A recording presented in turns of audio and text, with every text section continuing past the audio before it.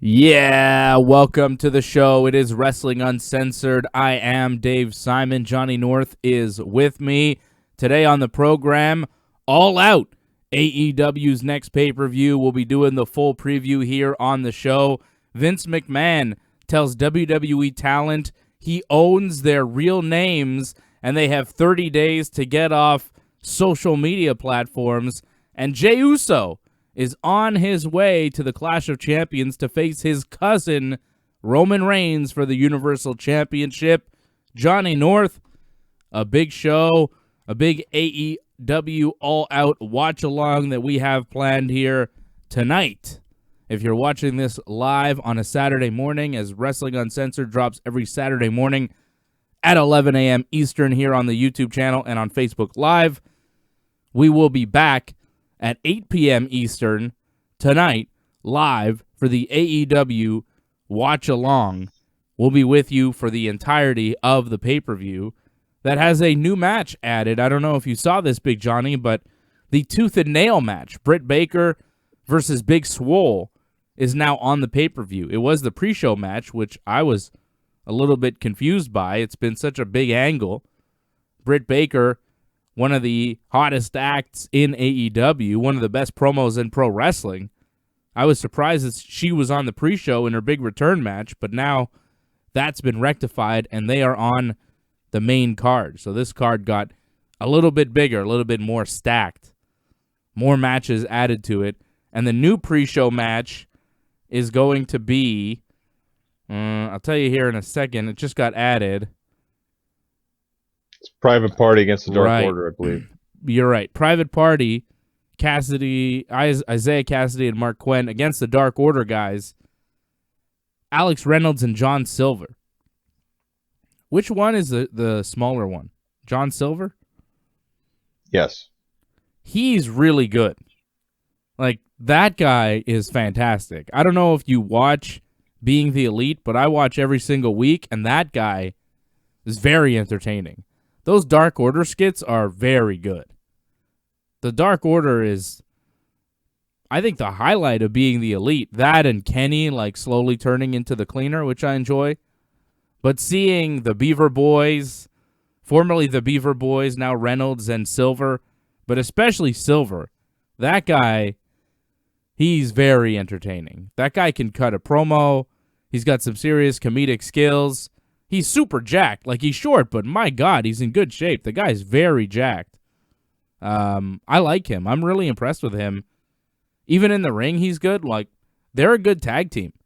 At first, I was like, jobbers, kind of nothing guys. Who are these guys? Over the past maybe 6 weeks on Being the Elite, they've turned themselves into stars, especially Silver. Reynolds is like, he's all right, he's there, whatever, but Silver's really funny. Have you been watching that, John, at all? I watched our matches on Dark, and as a team, yeah, they've really grown, it seems. I haven't seen the promos as much. I'm not a big fan of BT as much, but we'll take your word for it. But going to the pre-show thing, the Tooth and Nail match, it's like a movie match, so I don't think it really needed to be on the pay-per-view because it's not actually going to happen in a wrestling ring. It's going to happen in her office. It was a pretty big match, though. Britt Baker's a big star. It's been a long time coming. It's her return match. They've spent a lot of TV time on Dynamite getting ready for this match, promoting this match. I was surprised it was a pre-show. I think it makes sense that it's on pay-per-view. It's a respect thing, you know? I saw somebody say, like, why are the Young Bucks against Jurassic Express on some throwaway match on pay-per-view when Britt Baker and Big Swole were on the pre-show? And I agreed with that 110%. This makes sense. Put Britt Baker on the pay-per-view. I like it. Still not in a wrestling ring. Like, I'll take a wrestling match over a movie match any day. Maybe she's not ready, you know? She's been dealing with injuries. This has been her comeback date. It was announced like months ago that she would be back at All Out, but maybe she's not physically able to compete in a real wrestling match, and that's why they're doing this thing. It's possible. I don't know what the deal is with Britt Baker, but I like her. I was thinking about buying an AEW t-shirt recently, and I was like, I think I'll buy the Britt Baker 23 t-shirt. I like that one. The like Michael Jordan style t-shirt that she's got out. Like, I want a Britt Baker shirt, I want a Kenny Omega shirt, and that's pretty much it. Those are the people I like in AEW, who I'd rock shirts of. I mean, I like MJF. I like a lot of people in AEW, as we'll get to here as we preview the card. But I like that Britt Baker shirt. It's cool.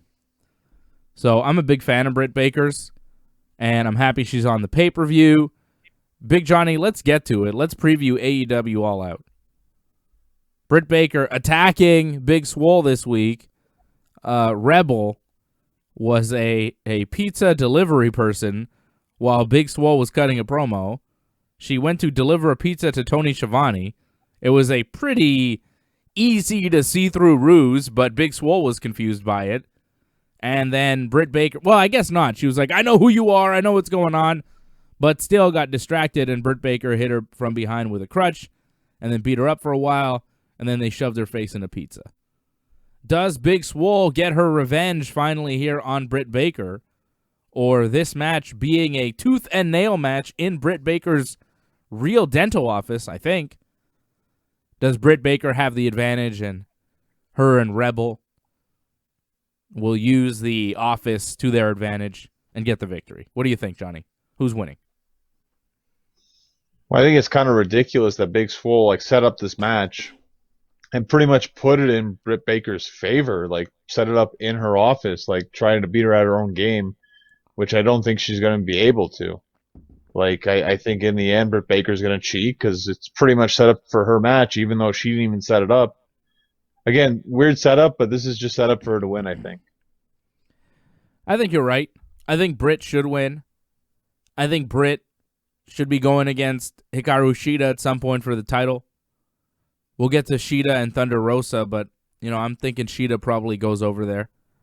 And I think that Britt versus Shida's got to happen, and Britt's got to be champion at some point. She is the biggest star in the AEW women's division. There's no reason why you shouldn't have her as a champion. It would finally put the right spotlight on the title and the division if you put Britt Baker there. She's been the top star in the AEW women's division since the beginning. She was one of the first ones that they announced as part of their division. It's about time Britt Baker's the champion. It's enough waiting around. Like the babyface Britt, okay, it wasn't really working. But this heel Britt Baker, come on. It's one of the best things going in AEW.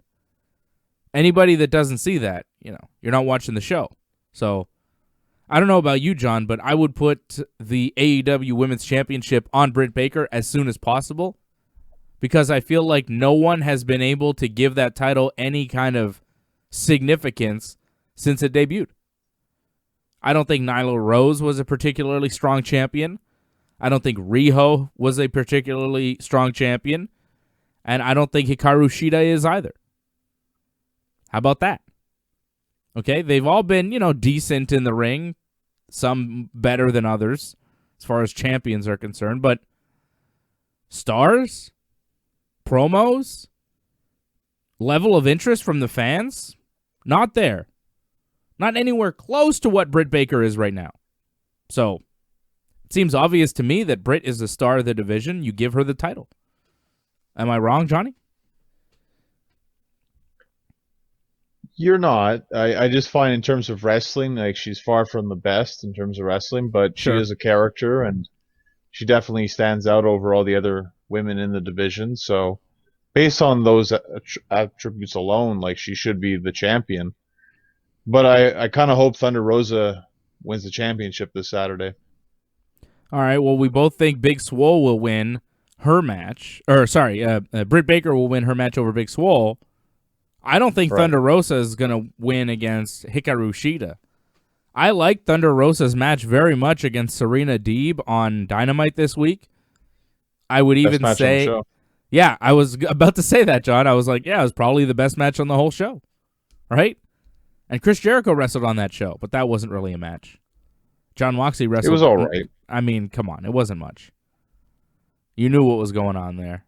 There wasn't much offense there from Joey Janela. It was a Jericho beat-up party. That's all that was. It was mostly a promo to psych out Orange Cassidy. You know, like Jericho spent most of that match, like he hit a couple moves on Joey Janela, and then he'd lean over the rope and like yell at Orange Cassidy and say things to Orange Cassidy, who was sitting ringside. Like that match was less of a match and more of a message from Chris Jericho to Orange Cassidy. Didn't make Joey Janela look particularly good. Like, here's a guy who, like, a year ago, was it All Out 2019 where he worked Moxley? No, he worked Moxley like I want to say like Fight for the Fallen or something like that. Okay. It wasn't pay-per-view. No, but like still, at some point, like, Joey Janela was a bigger star in this company, right? Like, at some point in the past, Joey Janela went toe-to-toe with Jon Moxley. And now he's just kind of a filler, you know, an enhancement guy for Jericho in his feud with Orange Cassidy. I'm a little bit surprised how far Joey Janela has fallen. But at the same time, I'm not, like, mad at it. I think it's about right. But I was a little bit surprised to see Janela kind of just in that spot, just getting beat up by Jericho in a position where it's like, yeah, you're obviously going to get beat up here. Why? I just feel that they need to start doing that in AEW, like not put everyone on the same level. Like Jericho obviously should be above a lot of people, and he should have matches like that where he's just highlighted, and the other guy pretty much just takes a lot of cool offense. Like I thought that code breaker was one of the best moments of Dynamite. Very spectacular, but that's what Joey Janela should take, just cool moves like that. That's what he's good for. And unfortunately, I don't think he's evolved in anything more than that. A guy who just takes like cool bumps. I think you're right. Okay, so Thunder Rosa, Hikaru Shida. We'll get to Jericho and Orange later on. It's the AEW Women's World Championship match. Thunder Rosa is the NWA Women's Champion. Shida is the AEW Champion. Shida is defending the title here. Rosa's title not on the line. I see this as just like a title defense for Hikaru Shida. That's an interesting match. It's like bigger and it seems higher profile than anything else that they could do with their current roster. But I don't think it's going to be this game-changing move where Thunder Rosa becomes a champion in AEW and all of a sudden she's a champion. She's coming in from the outside. Usually companies want to have their own champion retain in situations like that. Unless they have some sort of deal where they're bringing Thunder Rosa in, you know, which is possible. What's the deal with the NWA? Are they still planning on running shows? Are they still a company even? Like, they shut down operations, in March? And I haven't heard anything about them coming back, so maybe AEW just takes Thunder Rosa and she's the NWA and AEW champion until NWA starts back up and she can go back there. But I would put Hikaru Shida over. I think that's the move. You don't want somebody coming in from the outside in their second match in the company getting the win here against Shida. It might not be your second match in the company, but because she was in the tag team tournament, right? No, Thunder Rosa, this is her second match, actually. Like that first really? match was her on Dynamite. That was her first match. See, I didn't watch that tag team tournament. See, we watch different AEW YouTube shows. I watch Being the Elite every week, and you watch Dark. I don't watch Dark, and you don't watch Being the Elite. So between the two of us, we've got all of AEW covered. I can't be bothered to watch their jobber matches. It's like, whatever. If it matters, I'll see it on Dynamite. We both watch Dynamite every week. We watch all the pay-per-views. I watch too much goddamn wrestling. I don't need to be seeing AEW Dark. I'd rather watch New Japan Pro Wrestling than AEW Dark, you know? So you watch Dark, I watch Being the Elite. I don't mind sitting through some promos. I got time. Some of the promos are good, too. You're missing out. But I'm probably missing out on some good matches on Dark, so whatever. It's fine. If there's anything really, really good, I assume that you would tell me and say, you have to see this. But since AEW Dark has begun, you have not once told me, oh, you have to see this match on Dark. I don't know if there's ever been a match on Dark where it's like must see. Maybe that Kenny Omega Joey Janela match, right? That was very good. Well, I think they may have wrestled again on Dynamite. I believe there was Yeah. a Kenny Omega Jack Evans match actually, Mm-hmm. and I believe that was for Kenny's AAA championship as well. Okay, well, if Kenny Omega is wrestling on Dark, then sure, tune in. That makes sense. Other than that, is there a reason? Is it necessary? Well, I find Dark, like, it used to actually be a lot better before COVID, but now since COVID, you get pretty much just a lot of jobber matches. So the good matches are far and few between right now. So you just look for interesting moments here and there. But it's also interesting to see like these jobbers that maybe one day might actually become AEW wrestlers. Yeah. Yeah, for sure. I mean, I'm not against watching Dark every once in a while. It's just every week. No, thank you.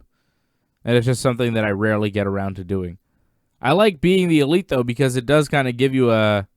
I feel like a lot of the storylines that are happening on Dynamite are mostly just happening on Being the Elite, and you see like the crumbs of it on Dynamite, but the main meal, the main bit, is on BTE. So I like that to kind of figure out what's happening in Dynamite as well for the stories and so on.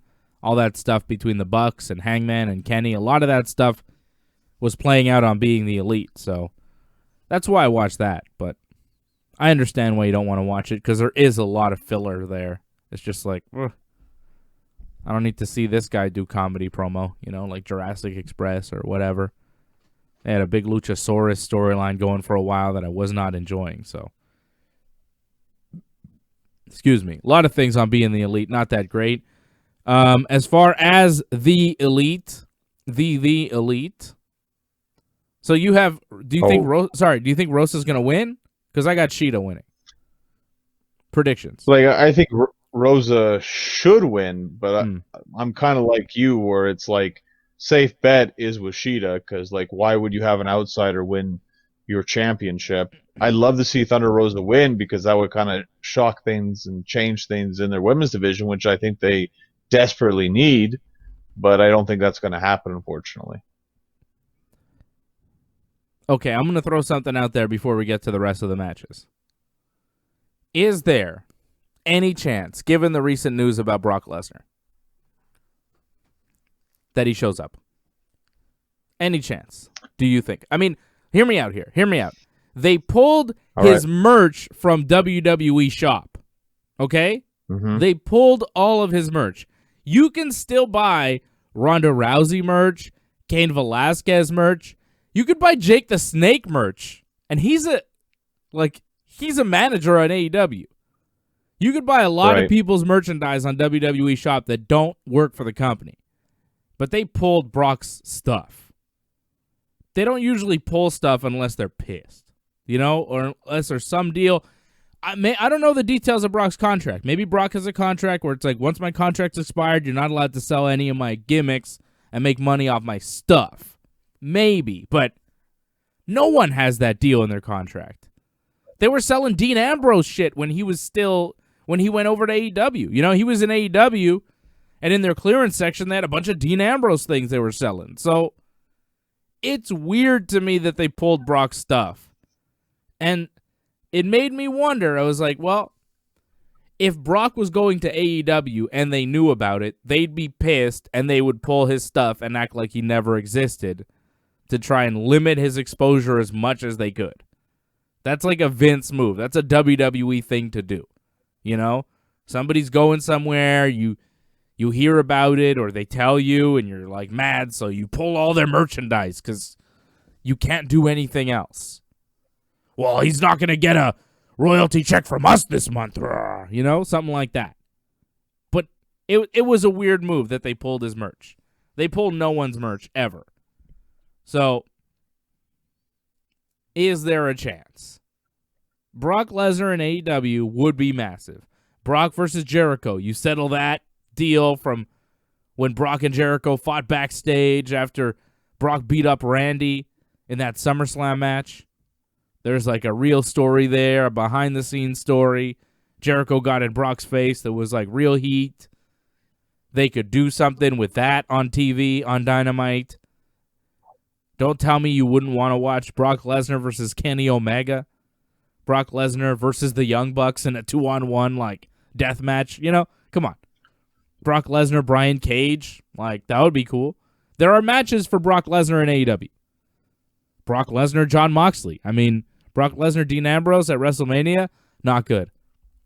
Maybe you could do it again and make it good. I'm just saying Brock Lesnar in AEW is something that I would like to see. I wouldn't mind seeing Brock. If Brock showed up, I'd be like, hell yeah, this is going to be fun. And Brock's a free agent. What do you think? I would give it like 1 in 10 chance of really happening, you know, but it's pro wrestling, man. Anything can happen. And it's AEW. It's All Out. It's a big pay-per-view for them. Is this their biggest pay-per-view? This is kind of the first one, right? Like, this is what started them off, right? AEW All Out. AEW, the company, started with All In. It was a one pay-per-view concept that really gave them the kind of idea to start this company. I would argue that All Out is like their WrestleMania. So you want a big surprise. You want something massive. You want to shake the wrestling world. Brock Lesnar would do that. It's tough to say. Like you Tony want Khan it, though. was kind of hush-hush about it. Do I want it? I don't know about that, really. Like, why not? What would you rather? Brock versus Seth again? Brock versus Drew McIntyre? Or Brock versus goddamn Chris Jericho and Kenny Omega? Like, really? I wouldn't mind Brock just sitting out for a while. Like, when Brock comes back, it will be a bigger deal the longer he sits, I think. He's 43. There's a limit. He doesn't have to sit, like, forever. He can just sit for a couple more months. That's it. I think it makes it more interesting the longer he sits. The more you think, like, oh, he may go somewhere else. Like, I think there's a better chance he'll go back to wrestling than to actually fight again, but I like to keep that option open at least. And if he's not there this Saturday, people are going to keep thinking UFC. I don't think he's going to fight again. I think that door is closed. I think he's going to go back to closed, though. You know it's not closed. No, I think it is. I don't think you really understand what Brock Lesnar coming back to fighting would entail. He's still suspended for like 6 months or 9 months. I think he's got like 9 months on a suspension, plus another 6 where he'd have to pass drug tests without even being able to fight. So we're talking about like a year and a quarter before Brock could even fight. If he decides to re-enter the USADA testing pool, which he has not done. This is in the UFC. If he wants to fight in Bellator, he would probably still have to serve out his suspension, although it might be a USADA suspension, so he could probably fight in Bellator. Bellator doesn't care. They're doing things at the the Mohegan Sun. Fewer rules there, and they don't have USADA doing their drug testing for them. So Brock could kind of juice if he wanted to fight in Bellator. He could be Big Brock if he wanted to. But Bellator, like, really? I don't know about that. So Money. I don't think Brock's not going back to the UFC because it would take like a year and a half for him to be able to fight if he were to start to go into the USADA testing pool, and then he'd have to pass his drug test, which, like, Brock's going to be clean for a year and a half of testing before he fights at 45 years of age? That's not even wise. If you're fighting at 45, you should be on steroids. I mean, let's be honest here. You shouldn't be fighting at 45, and if you are, fucking juice, because what are you going to do? You're not going to win. Wow, I can't. Well, fuck, you're 45. Come on, I'm giving you real-world advice. I'm not sugarcoating anything. If you're 45 years old and you think, I should be an MMA fighter, well, you better be really, really good and on steroids, because otherwise you're not going to win. Like, you have no chance. Brock Lesnar, at 45 years old, trying to fight John Jones, like, what? It's ridiculous. It's stupid. So, no. He'd have to be clean for a year and a half and fight clean at 45 years old if he wants to do it in the UFC. That's a pipe dream. He could fight right now in Bellator and be dirty and pass the pre-fight drug test, like the day before. As long as he can do that, fine. And that's just an IQ test, so that's fine. He could do a Bellator fight Fedor. Maybe, but do they really have the money to start throwing at Brock? Is that what Bellator wants to invest in? I don't think so.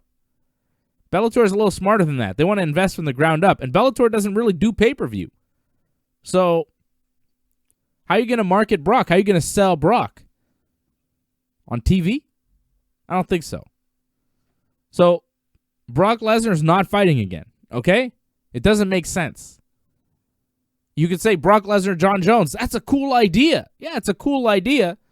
But if you actually know the details and understand what it would take to get Brock Lesnar and Jon Jones in a cage together, well, you start to think, well, yeah, that's not fucking happening. Because Brock Lesnar would have to pass a year and a half of drug tests and fight at 45 years of age. That's not happening. It's not. So wrestle. Either go to the WWE, go on back to Vince, and do whatever the hell else you were, do the same shit you've been doing for years. And even now, you've outgrown your usefulness to Vince. Okay? Seth beats you. Drew beats you. You're just there to get beat. You're not the guy anymore. You were the guy for a while. They built you up, and now you're there to get beat by their stars. If Brock, I think, is clued into that. If he hasn't, and that's fine. You could take the money and get beat by the stars, and at 43, that's probably what you should be doing if you're Brock Lesnar and you only show up a handful of times for WWE. But you want to make a difference. You want to be a star. You want to be a world champion again? You want to shake up the wrestling world? You want to be remembered for something other than a guy who showed up every once in a while? You want to be remembered as a guy who helped push professional wrestling forward? You want to be remembered as a guy that is like a babyface to the fans? You go to AEW. He'd get a lot of fan support if he went to AEW. They're seen as the little guy, next to the WWE. If Big Brock shows up in AEW, it's oh, shit. Brock is helping AEW. He's fighting the machine of WWE and Vince. And people wouldn't be mad if Brock became the world champion. Some people would be, but I think in general it would make sense, and I'd be happy with it. It's like Hogan becoming world champion in WCW. It made sense at the time. He's fucking Hulk Hogan. Who are you going to give it to? Alex Wright? Get out of here with that. So, I get it. Brock Lesnar going to AEW. It makes a lot of sense to me. I'm not sure it's going to happen, but, AEW at some point is going to get one of these massive stars of professional wrestling. They got Dean Ambrose, and that was pretty big. But at some point, somebody else is going to jump to AEW, and it's going to be what? This guy's in AEW? If they remain a wrestling company, you've watched wrestling for a long time, just as I have. You've seen how wrestling companies work. Eventually, people show up in other wrestling companies, and you're like, what the fuck? When Kurt Angle went to TNA, it was one of those moments. It was what the fuck? Because he was still in his prime, and he was a major star, and then he went to TNA, and he gave that company way more legitimacy than it already had. It was a legit company. There were stars there, but there were no WWE stars that were still in their prime that were legit. And Kurt Angle at that time was as legit as they come. And he jumped, and he went to TNA, and it was oh, shit. Hulk Hogan going to WCW was pretty big. Hall and Nash, those guys in their prime going to WCW. Oh, shit. This would be one of those things. Brock Lesnar going to AEW. What? John Cena going to AEW. Roman Reigns, Seth Rollins. Somebody like that. Somebody at that level who's main evented WrestleManias. Who's still, Cena's not in his prime anymore, but can still give you 5 years of main events. It's going to happen at some point with AEW. It's a matter of time. They have money. They're a smart wrestling company. They know big talent. They get it. It's a matter of time. Is it going to be Brock Lesnar? I don't know. But if I were Tony Khan, if I were Cody Rhodes, I would fucking try. I would try real hard to get Brock Lesnar because he's a huge star. He's one of the biggest stars the wrestling business has ever seen, and he's a free agent. And look, CM Punk's not coming to your company. So go give Brock some money and see if he'll show up.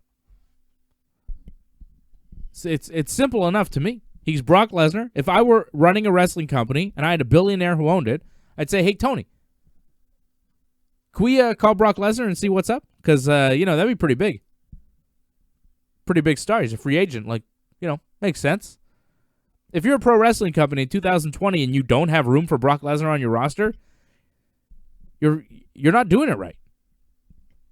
If you have the money and you're not interested, well, you're foolish.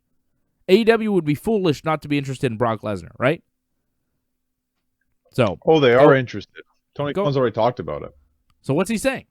He's being cagey, right? Why is he being cagey? Because maybe something's cooking. I think it'd be foolish if something wasn't cooking, but I still don't know if it's going to happen, though. I would still think he'd go back to WWE instead of AEW, though. I think you even think that, too. I didn't think AEW was going to become a thing. Like, when we first heard Chris Jericho was talking to some billionaire about creating a wrestling company, you're like, yeah, okay. Right? That was your first reaction. Wrestling is surprising. Well, I was still skeptical up to the first pay-per-view. I was still skeptical up to now as well. I mean, they're doing well. You bet me that Kenny Omega would go to WWE and not to AEW, even when we knew AEW was a thing. So you are you don't think anybody's going to go to AEW. You thought Kenny Omega was going to go to WWE, which, I knew was not going to happen. I was like, John, we made a bet. As a mistake by him? He's like, what? He runs the company. He's one of the vice presidents of the company.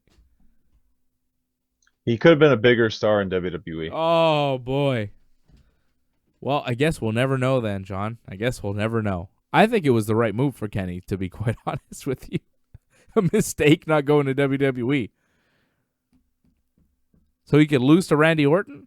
Oh, that'd be great, eh? I'm sure for you that would be great. You're like, yeah, of course, lose to Randy. That'd be a great move. Way better than being tag team champions and having great matches. Sure. What, John? What? No, he'd have great matches in WWE. You know that. You have a lot of good guys to wrestle. It wouldn't be what it is in AEW. Not even close. Not even close. He wouldn't come anywhere near the match quality that he had with the Bucks and Hangman. That tag team match, that shit's not happening in WWE. Name me one match that was that good in WWE in the past 5 years. Right? Come on. The artist level in WWE is not that high. There are many reasons why that is, but the quality of match as far as bell to bell, it's not where it is in other wrestling companies. So, no, I disagree. I think if you want to be a true wrestling artist, you go outside of the WWE. If you want to get paid, yeah, go to Vince. But if you want to make some real quality art, WWE is not the place to go. That's as cookie-cutter, corporate, non-artistic wrestling as you can get. It's pretty weak stuff. Got some of the greatest talent in the world.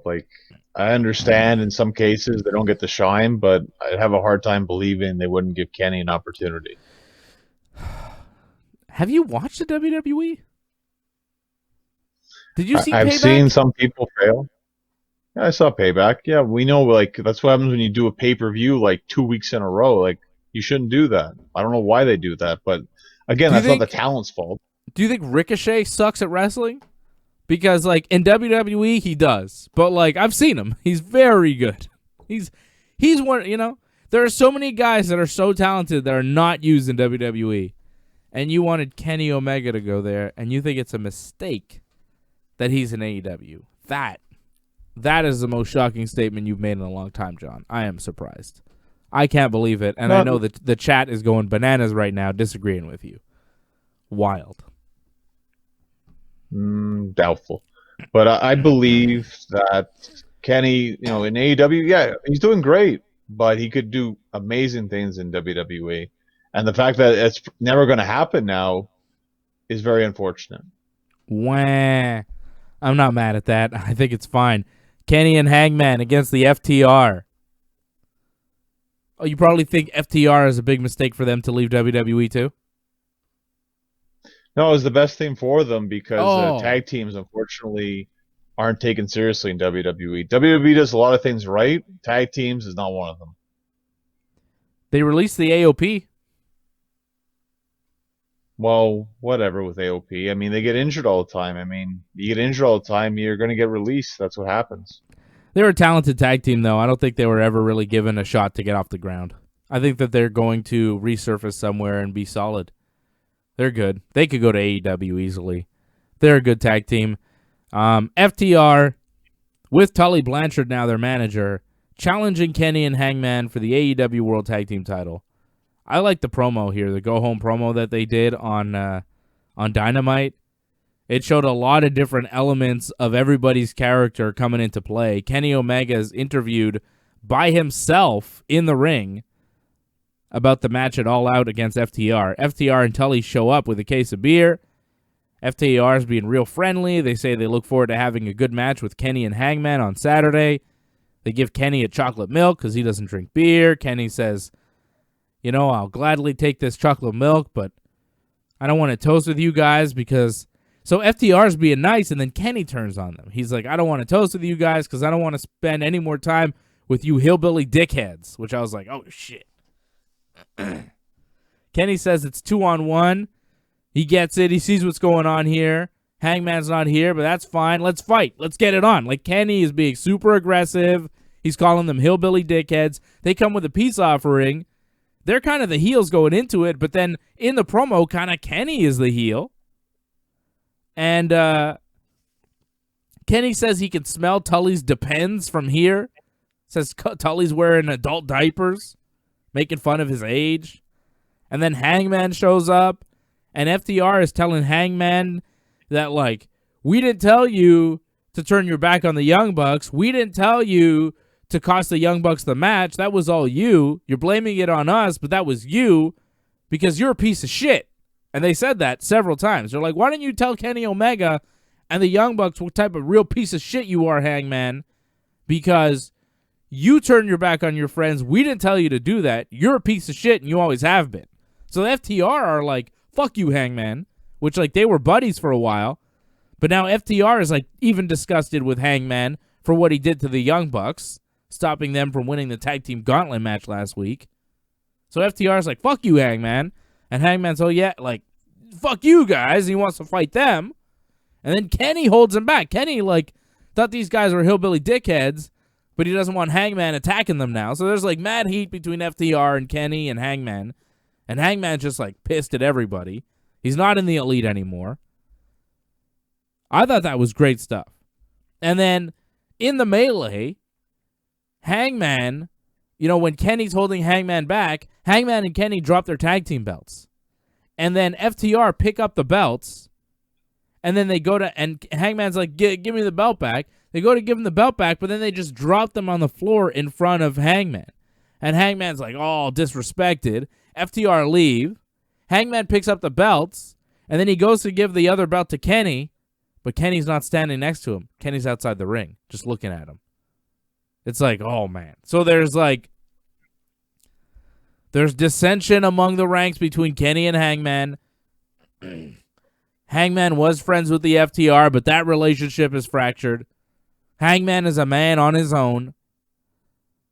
Kenny is, like, getting all aggressive with everybody. If you've been watching Being the Elite, you saw him in his car, looking in his rearview mirror. He put on those shades, the cleaner shades, Evil Kenny's coming out. Solo Kenny is coming out. And I believe that it's time now for Kenny to take what's his, which is the AEW World Championship. And that's why Kenny and Hangman are going to drop the tag team titles to the FTR. So we could be off to the races with FTR versus Young Bucks for the titles. Here we go. Hangman on his own, maybe a little feud with Kenny. And then I think we do Kenny versus whoever's the champion for the title. And you get that belt on Kenny as quick as you can. Cleaner Kenny, evil Kenny, aggressive Kenny. That's a Kenny I want to see. That's a Kenny that's, for my money, the greatest world champion in professional wrestling today. Him and Okada. But as far as guys that could be world champions, guys that if you were starting a wrestling company, you would say, okay, I'm taking this guy and he's going to be my champion. I would take Kenny Omega or Kazuchika Okada as my champions. Those two motherfuckers can wrestle. Just watch their matches against each other and tell me they can't wrestle. Holy shit, man. Two of the best wrestlers in the game. Two of the best main event wrestlers in the game. Kenny Omega is that guy. He's the best AEW's got. He should be their champion. They're dropping the belts here. This is it. It's been a good run. It's been a fun run. Everybody's character has evolved. Hangman and Kenny. Even FTR. I like it. I like FTR with Tully. They look good. They wrestle well. This match is going to be kick-ass. And the FTR, formerly the Revival. Is that what FTR stands for? Formerly the Revival? What did they say this week? Fear the Retribution? Or the Revelation, I believe they said. Oh, I thought they were in Retribution. That's another show. Yeah, another show. Mm-hmm. I think this was really well put together, and what I'm really looking forward to is just how is this all going to come to an end here. Like, I'm hoping FTR wins. I think they will win, but how are they going to win? Because Hangman and Kenny have been a very dominant tag team, regardless if they've had problems in the past, and they still managed to win. So how are they going to lose exactly? And say they lose, I don't think they're just going to move on from that. I think you have to do the next pay-per-view, Hangman versus Kenny. I don't know if you push it all the way to the next pay-per-view, because when is the next pay-per-view? February? November. Oh, that soon? What is it? I believe it's Full Gear. I don't know when exactly in November, but yeah, it's not that far away. I mean, you could pull it off quite easily, especially because you only have like Dynamite every week, so. Okay. Well, Full Gear last year was in November, so maybe this year it'll be in November too. We don't have an official date on that. But yeah, I agree with you. I think Kenny versus Hangman is the feud going forward. I don't know how long it gets played out before we have the blow-off match, but I think for sure we're going to have a match between Kenny and Hangman after this. I'm not sure how this match ends, though. I think Kenny probably takes the fall. Some sort of miscommunication with Hangman. FTR hit a finisher. Maybe even Hangman hits Kenny. And Kenny takes the fall. Because I think we're gearing up for a big run for Kenny. So I think he can lose here. Keep Hangman strong. I think you put you put Kenny over Hangman when they do the feud. So here you have Kenny lose. I think that makes the most sense. Well, either way, there's high expectations for this match. Mm-hmm. And this is the match I'm looking forward to the most out of all the matches on this pay-per-view. I'm assuming this will be match of the night. Right? I hope it is. I'm building it to be the match of the night. Hopefully it delivers, but wait and see. I mean, there's a lot of good matches, so it's hard to say. Yeah, I mean, Shida and Rosa could be match of the night. Kenny and Hangman versus FTR, though, this is the one that I'm really feeling as match of the night. I think this is going to be an incredible match. I'm looking forward to it. I think more than anything else on this pay-per-view. How about the Bucks and Jurassic Express? Bucks and Excuse me. Jurassic Express, like, I mean, I think we've seen this before, but just randomly, like, thrown together one time and now randomly thrown together on pay-per-view. Mm-hmm. I think it'll be good, but that's about it. The problem with these kind of matches is, like, there's no heat with these matches. It's just, wrestlers that can wrestling each other, and there's no real, like, animosity with each other. It's hard to get into that kind of stuff. Are the Bucks and Kenny maybe turning heel? Because the Bucks and Jurassic Express got the win over SCU and Private Party on Dynamite. Jurassic Express went to celebrate with the Bucks after the match, but the Bucks were like, no. They walked away, turned their back on them. Was that just for this match to gear it up, or is this more of a long-term thing, you think, for the Bucks?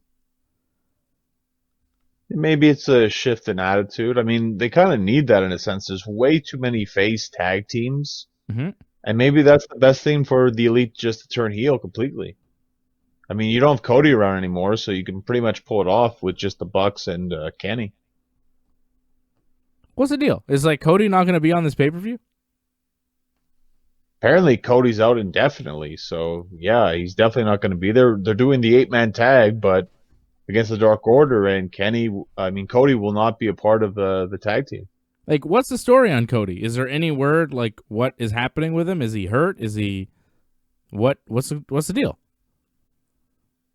Apparently he's involved in other projects. Like, I think maybe he's helping Brandy with this whole heels thing. Like, I guess that requires attention. Possibly as well, he's just banged up. I mean, he wrestled pretty much almost every week defending that title. I'm sure that took a toll on him. Okay. Weird that he's not on this pay-per-view. I think the Bucks beat Jurassic Express. I don't really care about the match, though. Right?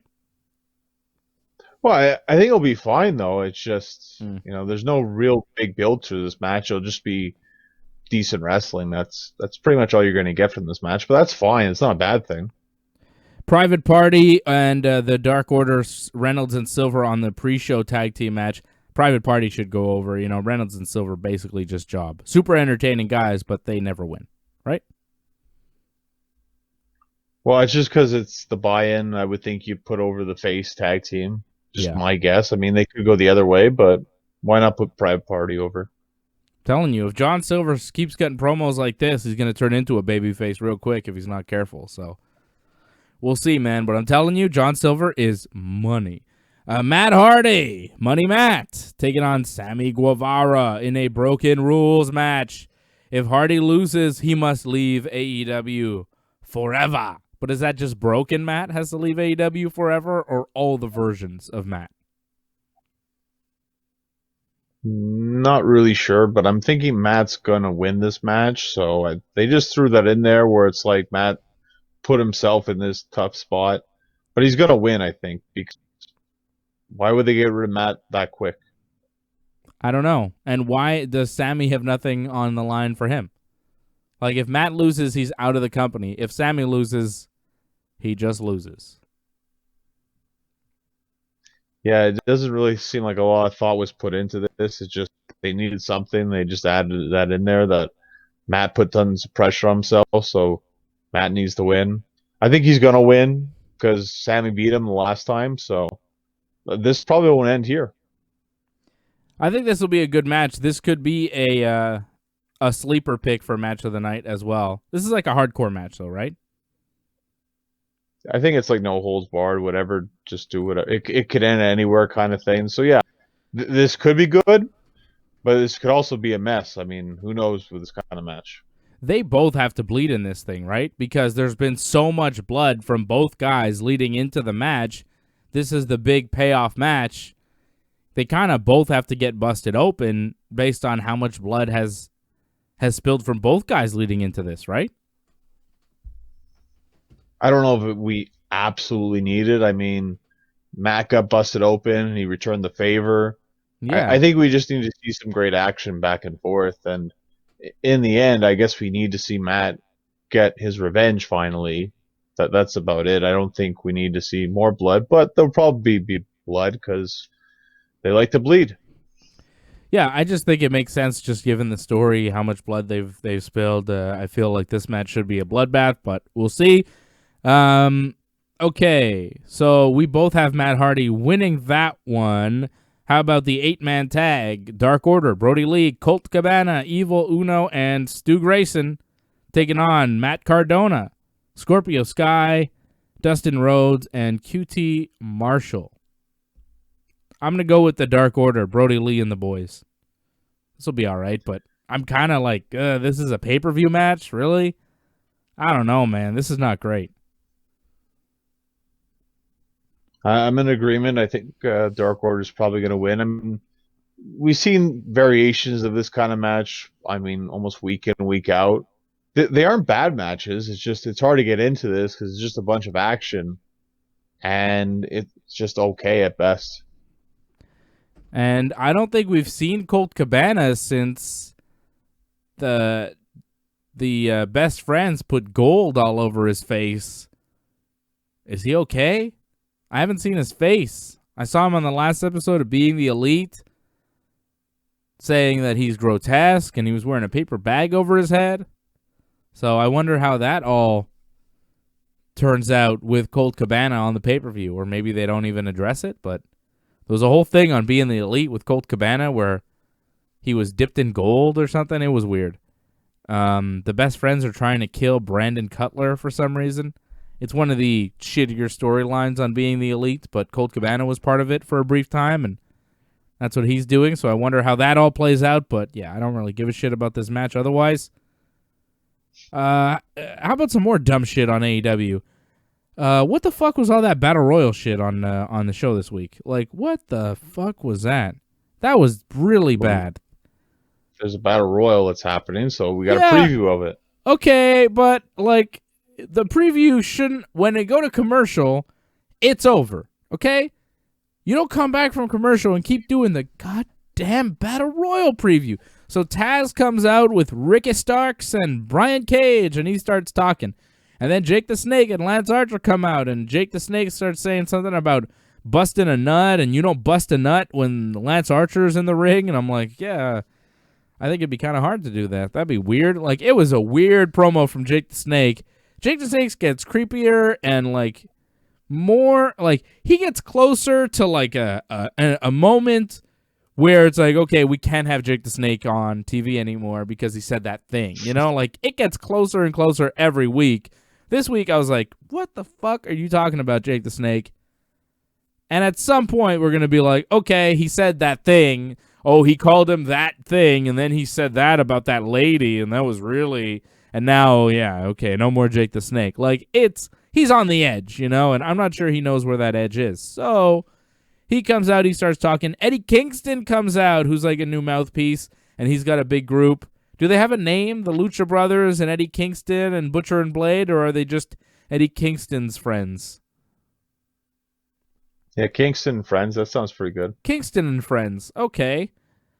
And then a bunch of people hit the ring, including Darby Allin, and they do this mock battle royal.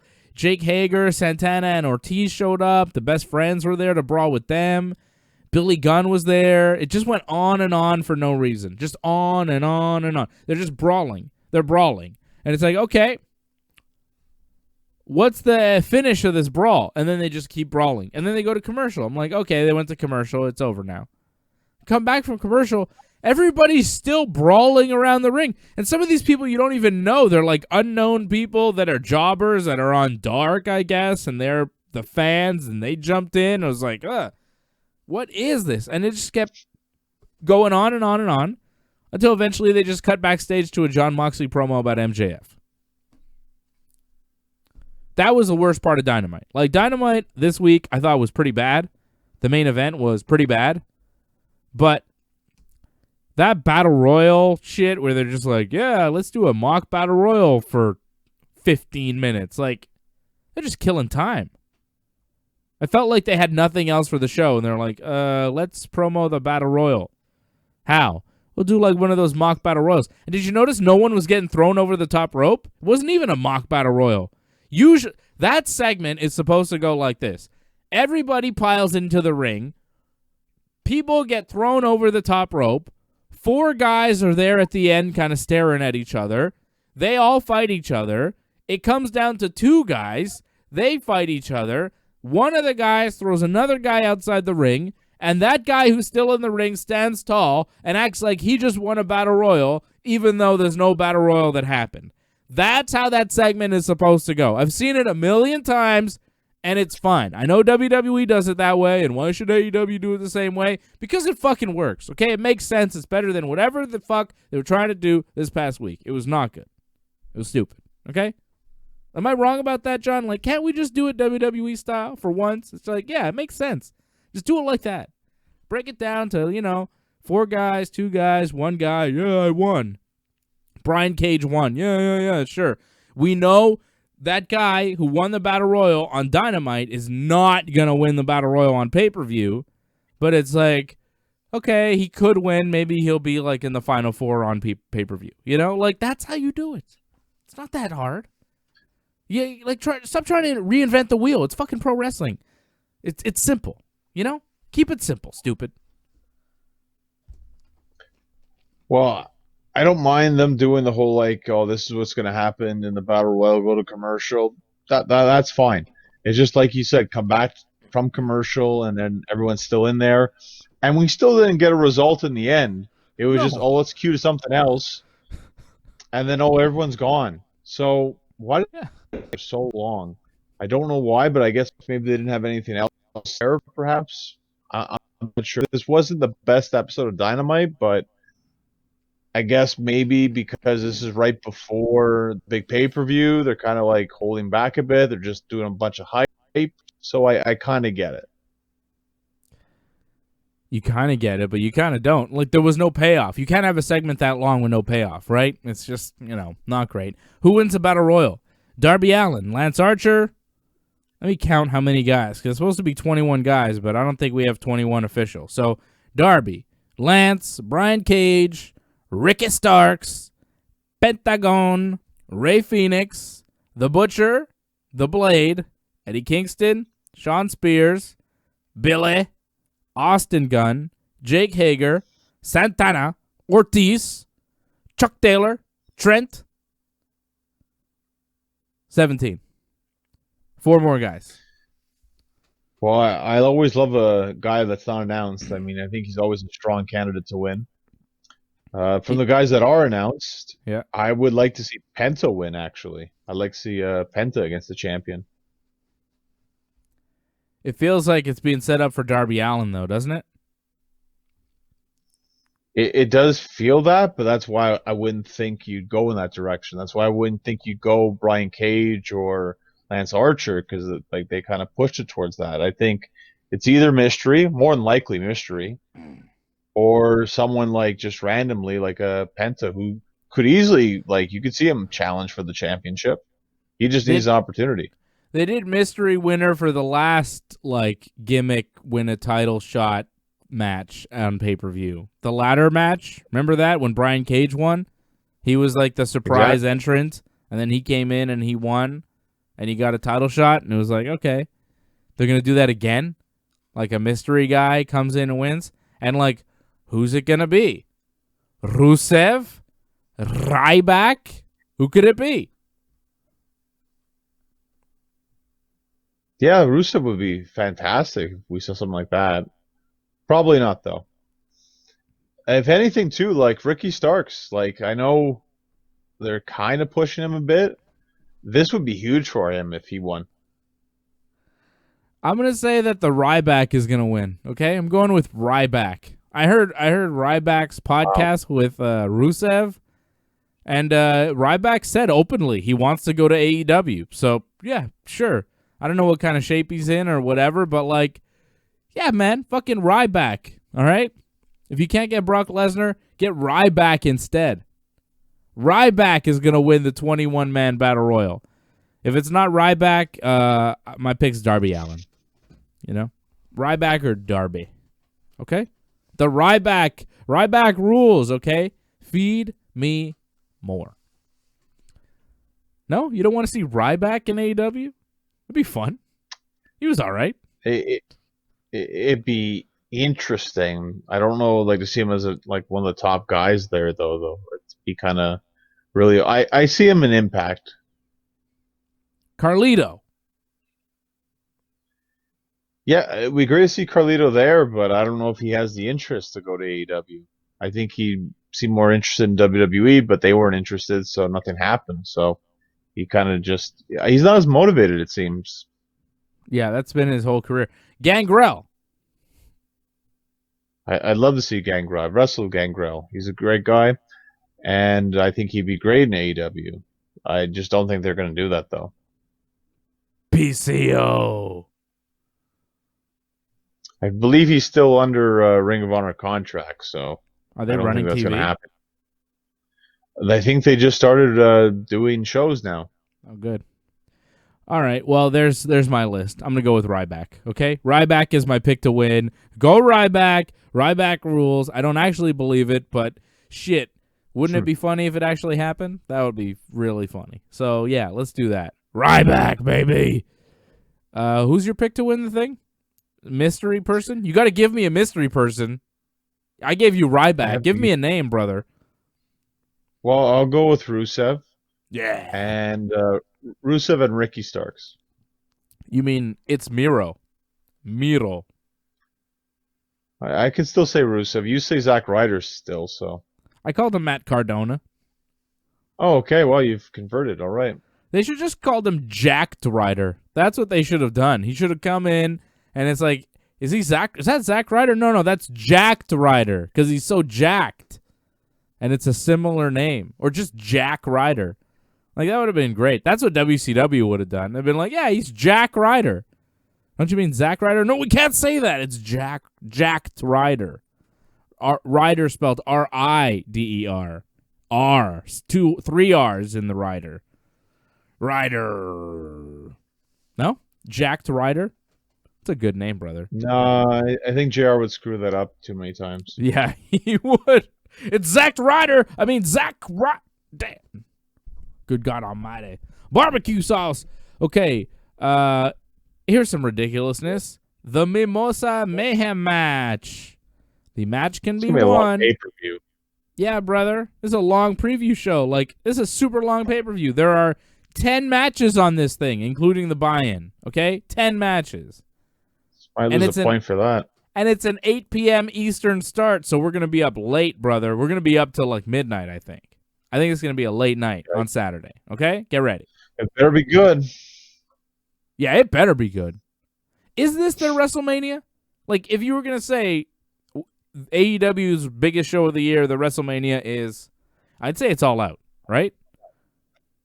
It's tough because I think Tony Khan compared Double or Nothing to WrestleMania. So, I mean, you could say this is kind of like that, like because it is their first, but it kind of isn't their first because it's All Out. It's like an offshoot of All In. So, and it was only second because Double or Nothing became like existed before All Out. So it's hard to say.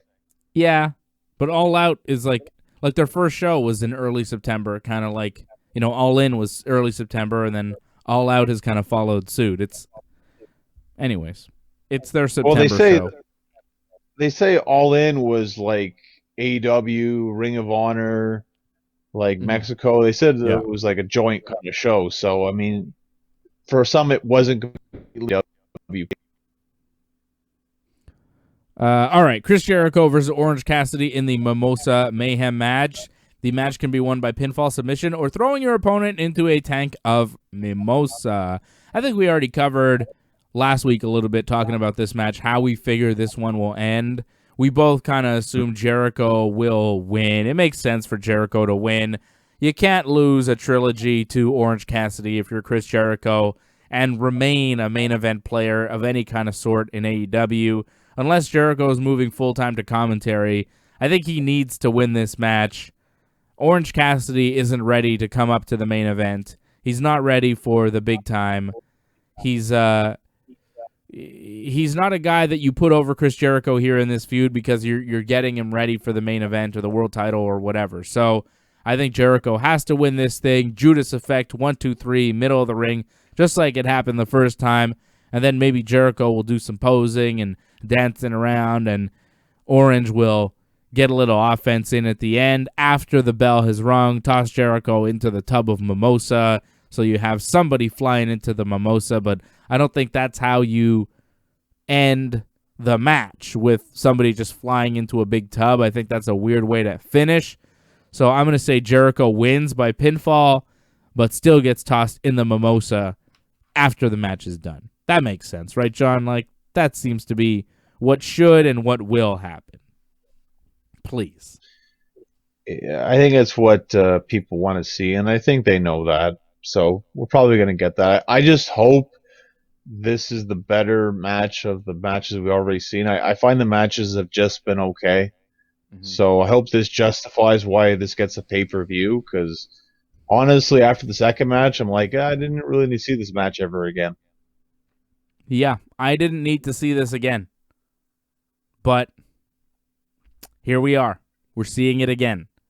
Mimosa Mayhem. Jericho seems to have fallen in love with Orange Cassidy and making him into a star. And I fear that he's fallen so deeply in love with making him into a star that he's actually going to lose to him here, which I think would be a bad move for Jericho's character, unless he's really thinking about wrapping it up. I mean, he's nearly 50. At a certain point, you are going to wrap up. He's great on commentary, but I'd be sad if he lost to Orange, because I think it would mean, like, yeah, Jericho's kind of winding down, you know, and kind of want to see him get another shot at the AEW title at some point, you know. I'm not done with Chris Jericho in the main event. I think if you look at AEW and you look at the landscape of the company, he's still up there as one of the best guys there. So I wouldn't demote him to a part-time player just yet, right?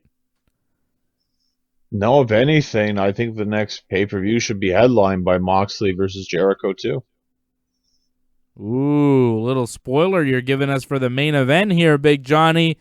You think Jon Moxley is going to retain over MJF? Interesting. After watching Dynamite, yes. Yep. I'm with you. MJF got the over there. MJF, he got his beating on Jon Moxley. He took it out on Moxley this week at the end of the show. Jon Moxley wrestling MJF's lawyer, Mark Sterling, who is also a wrestler, I understand. Moxley just beating him up for a while, hitting him with a paradigm shift. It was a farce of a match. It wasn't really a match. You know, it was a total joke. I didn't need to see that. It was a bad main event. It was bad. It felt like Dean Ambrose in WWE, you know? It felt like something he would do. It was not good. Wardlow hit the ring after the match, hit Moxley with a clothesline. Wardlow hit the F10 on Moxley. See that, John? A guy who's involved in the world title match in the go-home show hit his finisher called the F10. You've heard of the F5 by Brock Lesnar? Where Wardlow does the F10. Huh. Interesting. Anyways, Wardlow hit the F10 on Moxley. MJF comes out, knocks Moxley out with a punch with the ring. Moxley's all bloody and beaten. MJF beats on him some more. I don't know if you noticed this, John, but I heard it and I was like, did Moxley just say that? MJF is standing over Moxley, okay? And you could very easily hear Moxley go fucking nuts. He's bleeding, right? He's lying down. MJF is standing over him, kind of posing. You hear Moxley go fucking nuts. Wait till the next Botchamania. It'll be on, John. I guess you missed it, but I guess my volume was up a good deal when I was watching Dynamite, because I rewound, too. I was like, did he just say that? And I rewound. I was like, yep. So Moxley tells MJF to go fucking nuts, and then MJF comes down, and then he starts throwing the punches on Moxley and wiping Moxley's blood in his face and like, going fucking nuts, right? So if you go back and watch that clip, just before MJF wipes the blood in his face, he does the final punches and wipes the blood in his face. Moxley directs him, because Moxley's a veteran. That's what happens in wrestling. And nothing bad. It's just like, whoa, they really picked it up. It was very obvious. And it kind of killed the moment for me, because it's like, there's Moxley taking a vicious beating. He's getting, he's bloody and beaten. And he's telling MJF, come on, go fucking nuts. Let's go. Let's, do more, And you hear it, and then MJF, listens to the veteran and is like, yes, sir, and he goes and he does it, and then he wipes the blood in his face, and he's like, But it's like that, Moxley just told you to do that. And I heard him tell you to do that. So, I get that it's a show and I understand, but I don't want to be in on it, I don't want to hear it. So that was a bit too loud there from Moxley telling MJF to go fucking nuts, because I could very easily hear him say, go fucking nuts. And then MJF's like, okay. It's pretty good. And that's how the show ended, with Moxley down, bloody, MJF holding the belt in the air. Usually when that happens, the last TV show before the pay-per-view, the other guy, the guy who was bloodied and beaten, will get his revenge on pay-per-view. So, yeah, I've been kind of going back and forth, not too sure. I think MJF has shown himself to be a guy worthy of the World Championship. I think he'll get there one day, but I don't think today is his day. I'm going to go with Jon Moxley to retain the title. Just makes sense.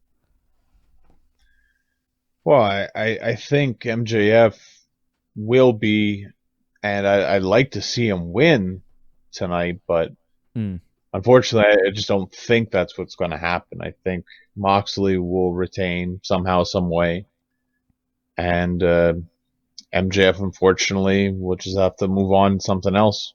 I don't know what exactly, but maybe tag team titles. Maybe with Wardlow. I'm not sure. It's tough. I don't know where he goes. I'm not sure either. I don't really know. Should he be the champion? Of course. I definitely think he should be. What does Moxley do if he's not champion? Well, that's a huge thing, and he's kind of like their main guy right now, so right? It doesn't seem like they're going to end that anytime soon. I feel like Moxley without the belt is less effective than MJF without the belt. I think MJF past this feud, he can do stuff. He can feud with whoever, Jurassic Express, whatever you want. But Moxley, after this, like if he doesn't win here against MJF, yeah, there could be the return match with MJF, but then after that, Moxley not champion, it's kind of like, well, where does he really fit in? So I think Moxley as champion makes sense right now for AEW. I don't think he's been the best champion, but he's been decent. He's been passable. And I think he's going to retain here with MJF. I think the match is going to be good. I think it's going to be really good. I think both guys know it's a big spot, big pay-per-view, big main event.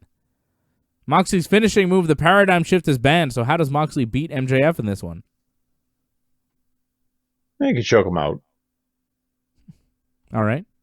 Maybe the Gotch-style pile driver that he stole from Minoru Suzuki. There's that. I believe he also had like an armbar finish that he used on Cage. Yeah. Fucking... That Gotch-style pile driver that Moxley does is like nowhere near as slick as Suzuki's. He wrestles Suzuki and he takes his finishing move. Like, how dare you? Maybe Minoru said it was cool, but I don't know, man. I was like, really? You're going to just take that? Just going to take it? Okay. So that is our AEW All Out preview. We will be watching AEW All Out with you tonight right here, 8 p.m. on the YouTube channel, the All Out Watch Along. I'll be here. My brother will be here. Johnny North will be over there in his box. And we will be here with you partying, watching AEW, giving you our live analysis as All Out takes place. We are very excited for that. We're going to talk about the WWE and what Vince McMahon told his roster. But before that, we have to tell you about our friends over at Manscaped. Go to manscaped.com. Use that promo code ringside20 to get 20% off your order plus free shipping. They've got fantastic products. How do your balls smell? That is a legitimate question I'm asking you. How do they smell? Because they could be smelling way better with Manscaped. You got the crop preserver. You got the revitalizer. You've got everything going with Manscaped. They've got the Lawnmower 3.0. They have just fantastic technology with this thing. You won't get nicked. You won't get cut. Nothing will happen. This thing is smooth. It is just perfect technology that keeps you safe. You can go right up to the skin, shave any sensitive area that you have, and you can look great. Feel like a new man with Manscaped. Go to manscaped.com. Use that promo code ringside20 for 20% off your order plus free shipping. Get that Lawnmower 3.0, which is now available in Canada. Sleek design, fantastic Little razor for you to get you clean and trim and looking good. Manscaped.com, promo code ringside20. Johnny North, WWE Clash of Champions is our next stop on the World Wrestling Entertainment calendar. And we have a main event. Roman Reigns versus Jey Uso for the Universal Championship. And, of course, Randy Orton versus Drew McIntyre for the WWE title. Now, Raw. Okay? Don't give me this bullshit. Don't give me this bullshit, Raw. Okay? Before the show started, I saw a tweet from the WWE that said, tonight, it's going to be Randy Orton versus Kevin Owens, Keith Lee versus Dolph Ziggler, Rey Mysterio versus Seth Rollins. And the winners of those matches will go on to main event the show in a triple threat match. And the winner of that match will go on to face Drew McIntyre at Clash of Champions. WWE tweets this out at like 7 o'clock, an hour before Raw. I retweet, and I quote tweeted, and I said, spoiler alert, Randy Orton's going to win a triple threat in the main event of Raw tonight, and he's going to face Drew McIntyre at Clash of Champions. Because I saw that, and I said, okay, well, last week, Randy put Drew in the hospital right after their match at SummerSlam. So they have a match at SummerSlam. Drew wins. The next night, Randy punt kicks Drew 3 times. Drew's sent away in an ambulance. We haven't seen Drew McIntyre since. He doesn't show up at Payback. He's not on Raw. He's in the hospital. Randy fucked him up. Mm-hmm. And you're going to tell me that somebody else is going to get the title shot? They've already set up Drew versus Randy, the return match, the week prior on Raw. All Randy had to do was do what he did on Monday Night Raw and just add to it a little bit in that promo. So Randy comes out, starts the show, and he cuts a promo on Drew McIntyre. He says, I broke Drew's jaw. He's going to be sipping through a straw. He might not even make it to Clash of Champions. And Randy says, here's a picture of Drew McIntyre in the hospital with all the other guys I put there, and he shows Shawn Michaels and Flair and Big Show and Christian and Edge. All Randy had to say there was Drew McIntyre is unfit to be WWE champion. I took him out of action last week. He won't be able to make it to Clash of Champions. I will be there at Clash of Champions to accept the WWE Championship that will be forfeited to me. And that's all he has to say. I took Drew out. I'm the number 1 contender. I'm going to take the title at Clash of Champions. It's going to be just given to me. And then next week or the week after, Drew McIntyre can either show up on Raw, be at home, still nursing his injuries, and say, Randy Orton, you're going to pay for what you did to me. You have your match at Clash of Champions. I will be there. And I will get my revenge, Claymore Country, da-da-da-da-da. Drew cannot show up. He can continue to sell the injury. And Randy Orton can continue to come up on Raw and say, Drew is unfit to be champion. He's not going to show up at Clash of Champions. He's too hurt. I took him out of action. It's going to be a forfeit. And then you have the match. Drew wins. Whatever. Move on.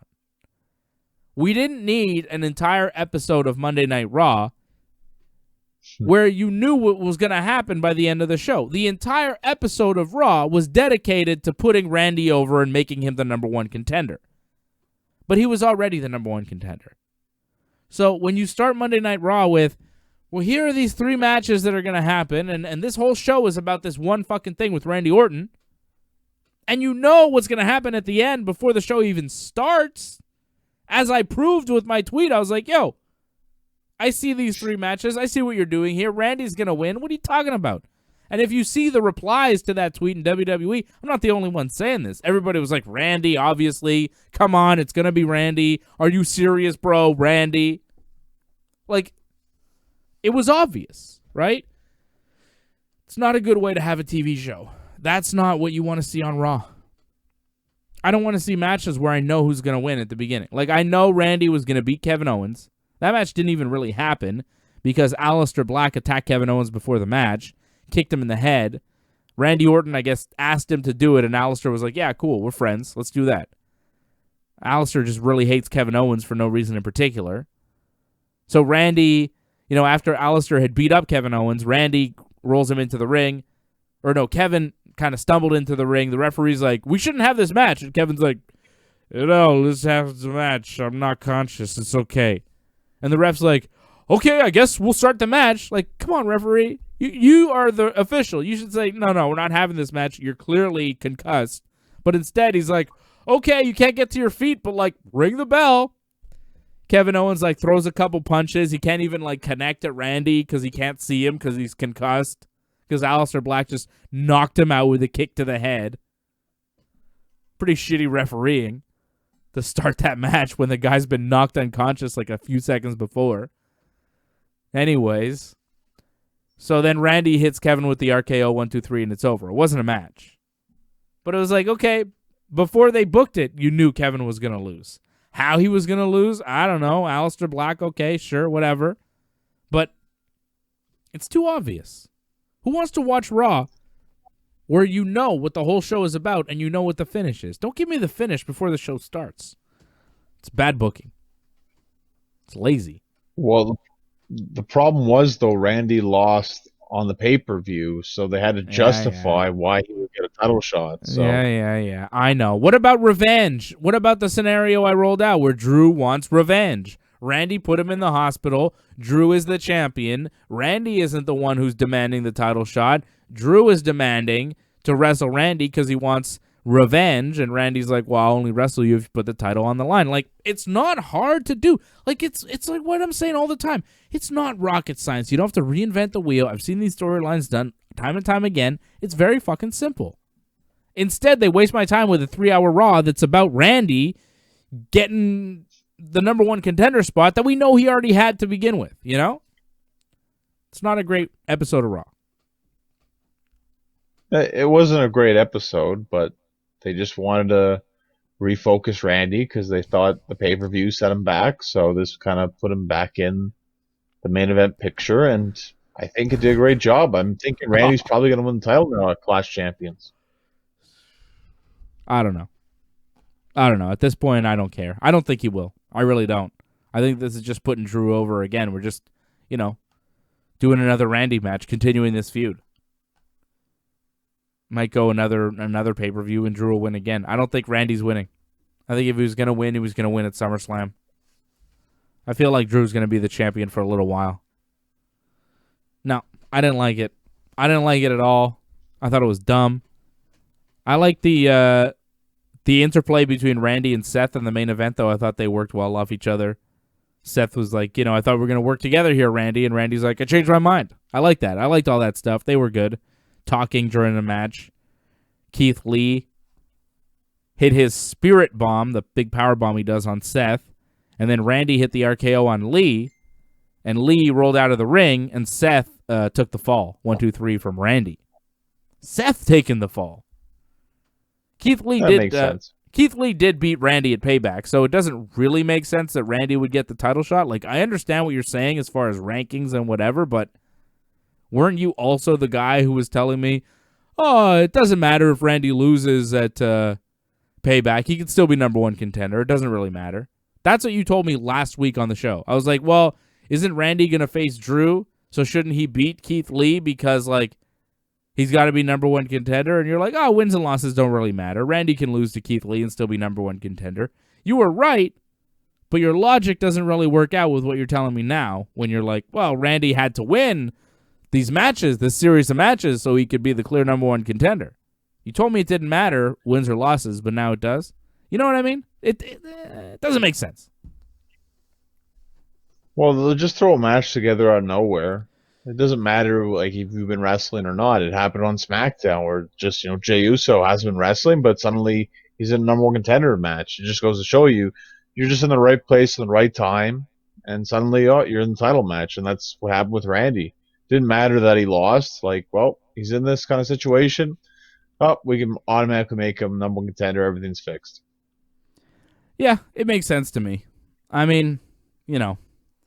He's Randy. Randy versus Drew. I don't really want to see this match again, though, because their first match was not good. Like, their SummerSlam match was not great, and now we're on the road to that again at Clash of Champions. Like, I thought maybe you throw Keith Lee in there, make it a triple threat, spice it up, add a new element. But now just Randy, Drew, one-on-one? Yeesh. Not good. Unfortunately, yeah, it's just going to be a one-on-one, but that's what they decided to do. They're just going to see this trilogy of matches with them. This is why Randy should win, because if you're going to do this again, like, at least change it up a bit. All right, Big Johnny. What else happened on Raw? The Hurt Raw Business. Underground happened. Yeah, a lot of Hurt Business, right? It was mostly Randy and the Hurt Business. So, what was this show? So, MVP and Shelton do a promo. Bobby Lashley shows up, and he talks for a while, talking about Apollo Crews, and he says he wants revenge on Apollo because Bobby beat him at Payback. He won the title at Payback, the U.S. title, but he's mad because Apollo attacked him after the match, so Bobby wants revenge, even though he took the title from him. And then Cedric Alexander and the Viking Raiders get the win over the Hurt Business. Cedric got a roll-up on MVP for the win. Hurt Business was kind of cheering for Cedric after the match, like clapping for him, giving him respect. And then we go backstage, and Hurt Business is beating up Cedric Alexander after the commercial break. And then Ricochet and Apollo Crews show up to kind of back them off. And then they're all on Raw Underground together in like a big brawl. And the Hurt Business wind up leaving Apollo, Cedric, and Ricochet laying on Raw Underground. So it leads me to believe that Cedric Alexander should stick with the Viking Raiders when he goes up against the Hurt Business. Because Ricochet and Apollo, they take the beating. But when Cedric was with the Viking Raiders earlier in the night, he won. Or maybe he should just stay away from Raw Underground against the Hurt Business. I'm not really sure.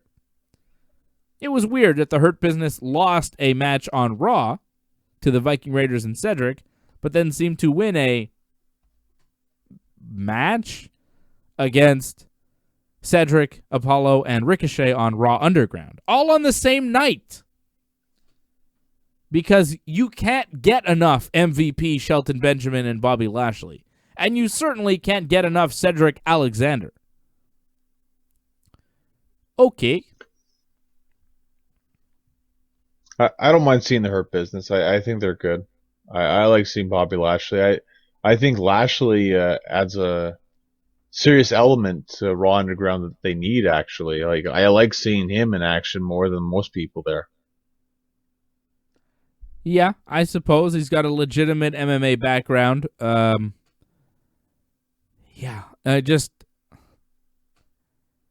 It's not interesting.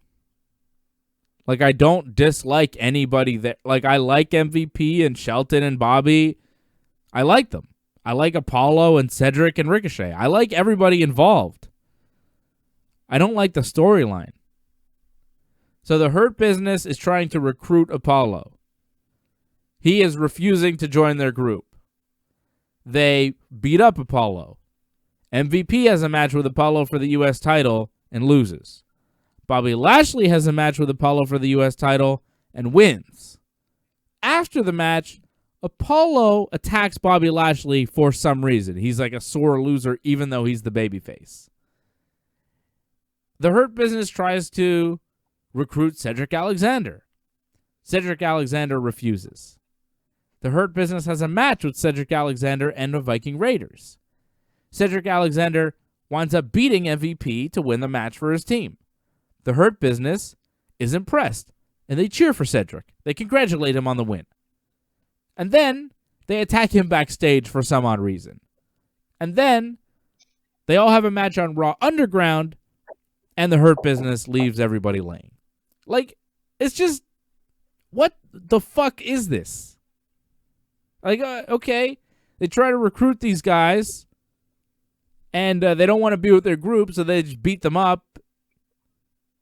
I mean, I guess we're trying to lead to Cedric Alexander realizing, like, he should join the Hurt Business, and maybe he will. But then what? They continue feuding with Apollo and Ricochet, and maybe Ricochet and Apollo get like another guy to help them. Like, what the fuck is this? You know? I like those guys. They have solid matches. I thought Bobby and Apollo had the best match at Payback. Match of the night. But, again, what the fuck is this? You know? I'm not interested. I don't give a shit. MVP starts talking. I'm like, yeah. What are you going to say? Apollo Crews! You motherfucker! You don't want to be in my group. Cedric Alexander, you suck. Look at Bobby Lashley. He's really good. Look how jacked he is. He's a U.S. champion. We're the Hurt Business. Big things popping. Little things stopping. MVP. It's like, okay. I've heard this shit before. I mean, you're doing the same catchphrase you did in 2006, dude. So it's a little played out. But other than that, it's like, okay. MVP's promos are, we are the Hurt Business. Shelton is tough. Bobby is tough. I am also tough. We would like other guys to join our group, but they do not want to be in our group, so we will wrestle them and we will win. Cool. Imagine if NWO was this boring. God damn. Fucking boring. Well, I think in the end, it's just to help build a faction team on Raw, because we're building towards Survivor Series, right? I think we're going to see a faction team on SmackDown as well, and probably NXT. I mean, we could use Undisputed Era already. So I think we're building towards something like that that's going to happen. But isn't that what's already happening, John? You have MVP, Bobby, and Shelton against Apollo, Cedric, and Ricochet. Like, it's already a team warfare, whatever. Need a bigger team. By the time we get Survivor Series, it'll probably be like a 5-man or a 4-man team. Okay. So the payoff is Survivor Series for the Hurt Business? That's my guess so far. Because there's got to be something, right? There's got to be something. Because right now, it's like, okay, just kind of going along, going through the motions, continuing to have matches with Apollo Crews. How many months has this been? 2 to 3. Asuka, yeah, at least 3. Asuka's in the ring. She cuts a promo talking about who's most deserving for her title. Mickie James shows up. She wants a title shot. Natalya and Lana arrive, and they're mad that Mickey's trying to get a title shot, and they direct all their attention at Mickie James, talking about how she doesn't deserve a title shot. And then Lana's like, Mickie, if you want a shot at Natty, you have to go through me. And it's like, Lana, Mickie came out saying she wanted a shot at Asuka. She had nothing to do with Natty. She didn't want anything to do with Natty. You come out and start making this shit up. It was very weird. Lana and Natty attack Asuka and Mickie, but get taken out. And then Mickie beats Lana in a match that was not great. But I think we're headed towards Mickie versus Asuka for the Raw Women's title at Clash of Champions, which I think will be very good. So at least we have that. Well, I believe Lana said that Mickie hasn't changed her look since 1998. And I don't believe she was even wrestling in 1998. Like, not even on the independent scene, but maybe she knew what she looked like outside of wrestling. I'm not sure. Either way, I think that was just stupid line about how, I guess, Mickey's old, I guess, and that just didn't really hit, I guess. No, and her gear has changed. Her gear has changed quite a bit over the years, too. Yeah, well, that too. Like, I don't remember it being like that exactly, but no. Whatever. It's a stupid, bad line that was written for her. And that match, too, was just nothing too exciting. Like, Lana, it's very, like, beginner level, like, her matches, unfortunately, still. Mm-hmm. Yep, that's where she is. At some point, Mickie had Lana in, like, a headlock thing. Like, she was setting up her, you know, when she goes like this, you know, she goes up in the air, she got her in a headlock. I don't know what she was doing, a bulldog maybe? I think DDT, maybe. Yeah, maybe a DDT. So she has her in that, and she's standing there, and Lana's supposed to, like, push out and get to the ropes, but she doesn't. Mickey has her, and then you could clearly see Mickey just kind of throw Lana into the ropes. Like, here, I'm setting you up for a move, but you're supposed to go over there, and you're not doing it, so I'm just going to put you over there. It was like, oof, Lana, get it together. Like, it looked like Mickey was just working around Lana in that match, so I don't know, man. Lana keeps talking about how she deserves opportunities and shit, and then you see her in the ring. I want to like her. I want her to do well. I want everybody to do well. I want everybody to be a great wrestler. Lana's sitting there with Natty. You would figure she'd pick it up, but it's like Lana, Natty, Asuka, Mickey. One of these things is not like the other. One of these ladies just doesn't belong, right? You put Natty in there with Asuka, Mickey in there with Asuka, money. Lana in there with Asuka, oh shit. Bowling shoe ugly, pal. Okay, so speaking of fucking ugly, can we talk about Demi Burnett for a minute? We haven't taken a lot of time to talk about her, but she was kind of more relevant this week than she's ever been, so. The Street Profits versus Angel Garza and Andrade ends in a no contest when Retribution attacks. The lights start to flicker and the referee just bails. Angel Garza decides to bail on the match as well, and his tag team partner, and Zelina Vega. He grabs Demi Burnett, who's this lady who's been on The Bachelor at some point, who's been backstage at Raw for some reason. And she's been in this love triangle. She's been in a love triangle with Ivar of the Viking Raiders and Angel Garza. She's a WWE fan, John. Great. I don't know why she's on TV. I mean, I have a guess, but she's not cutting the mustard, if you know what I mean. So Angel Garza takes Demi away from ringside when Retribution shows up. He has to save Demi. He and Demi run away. Retribution shows up. They attack Andrade and the Street Profits and Zelina Vega. The women. Yeah, the women of Retribution. No posing this week. And I didn't catch how many of them there were, but it seemed like more than 6. Last week we... Oh, definitely 9, at least. Yeah, it seemed like way more than 6. Last week there were 6, and they posed on the ring apron after their attack, which made it seem like they were a 6-person group because they posed for the first time. This week, they did the classic Retribution-style attack.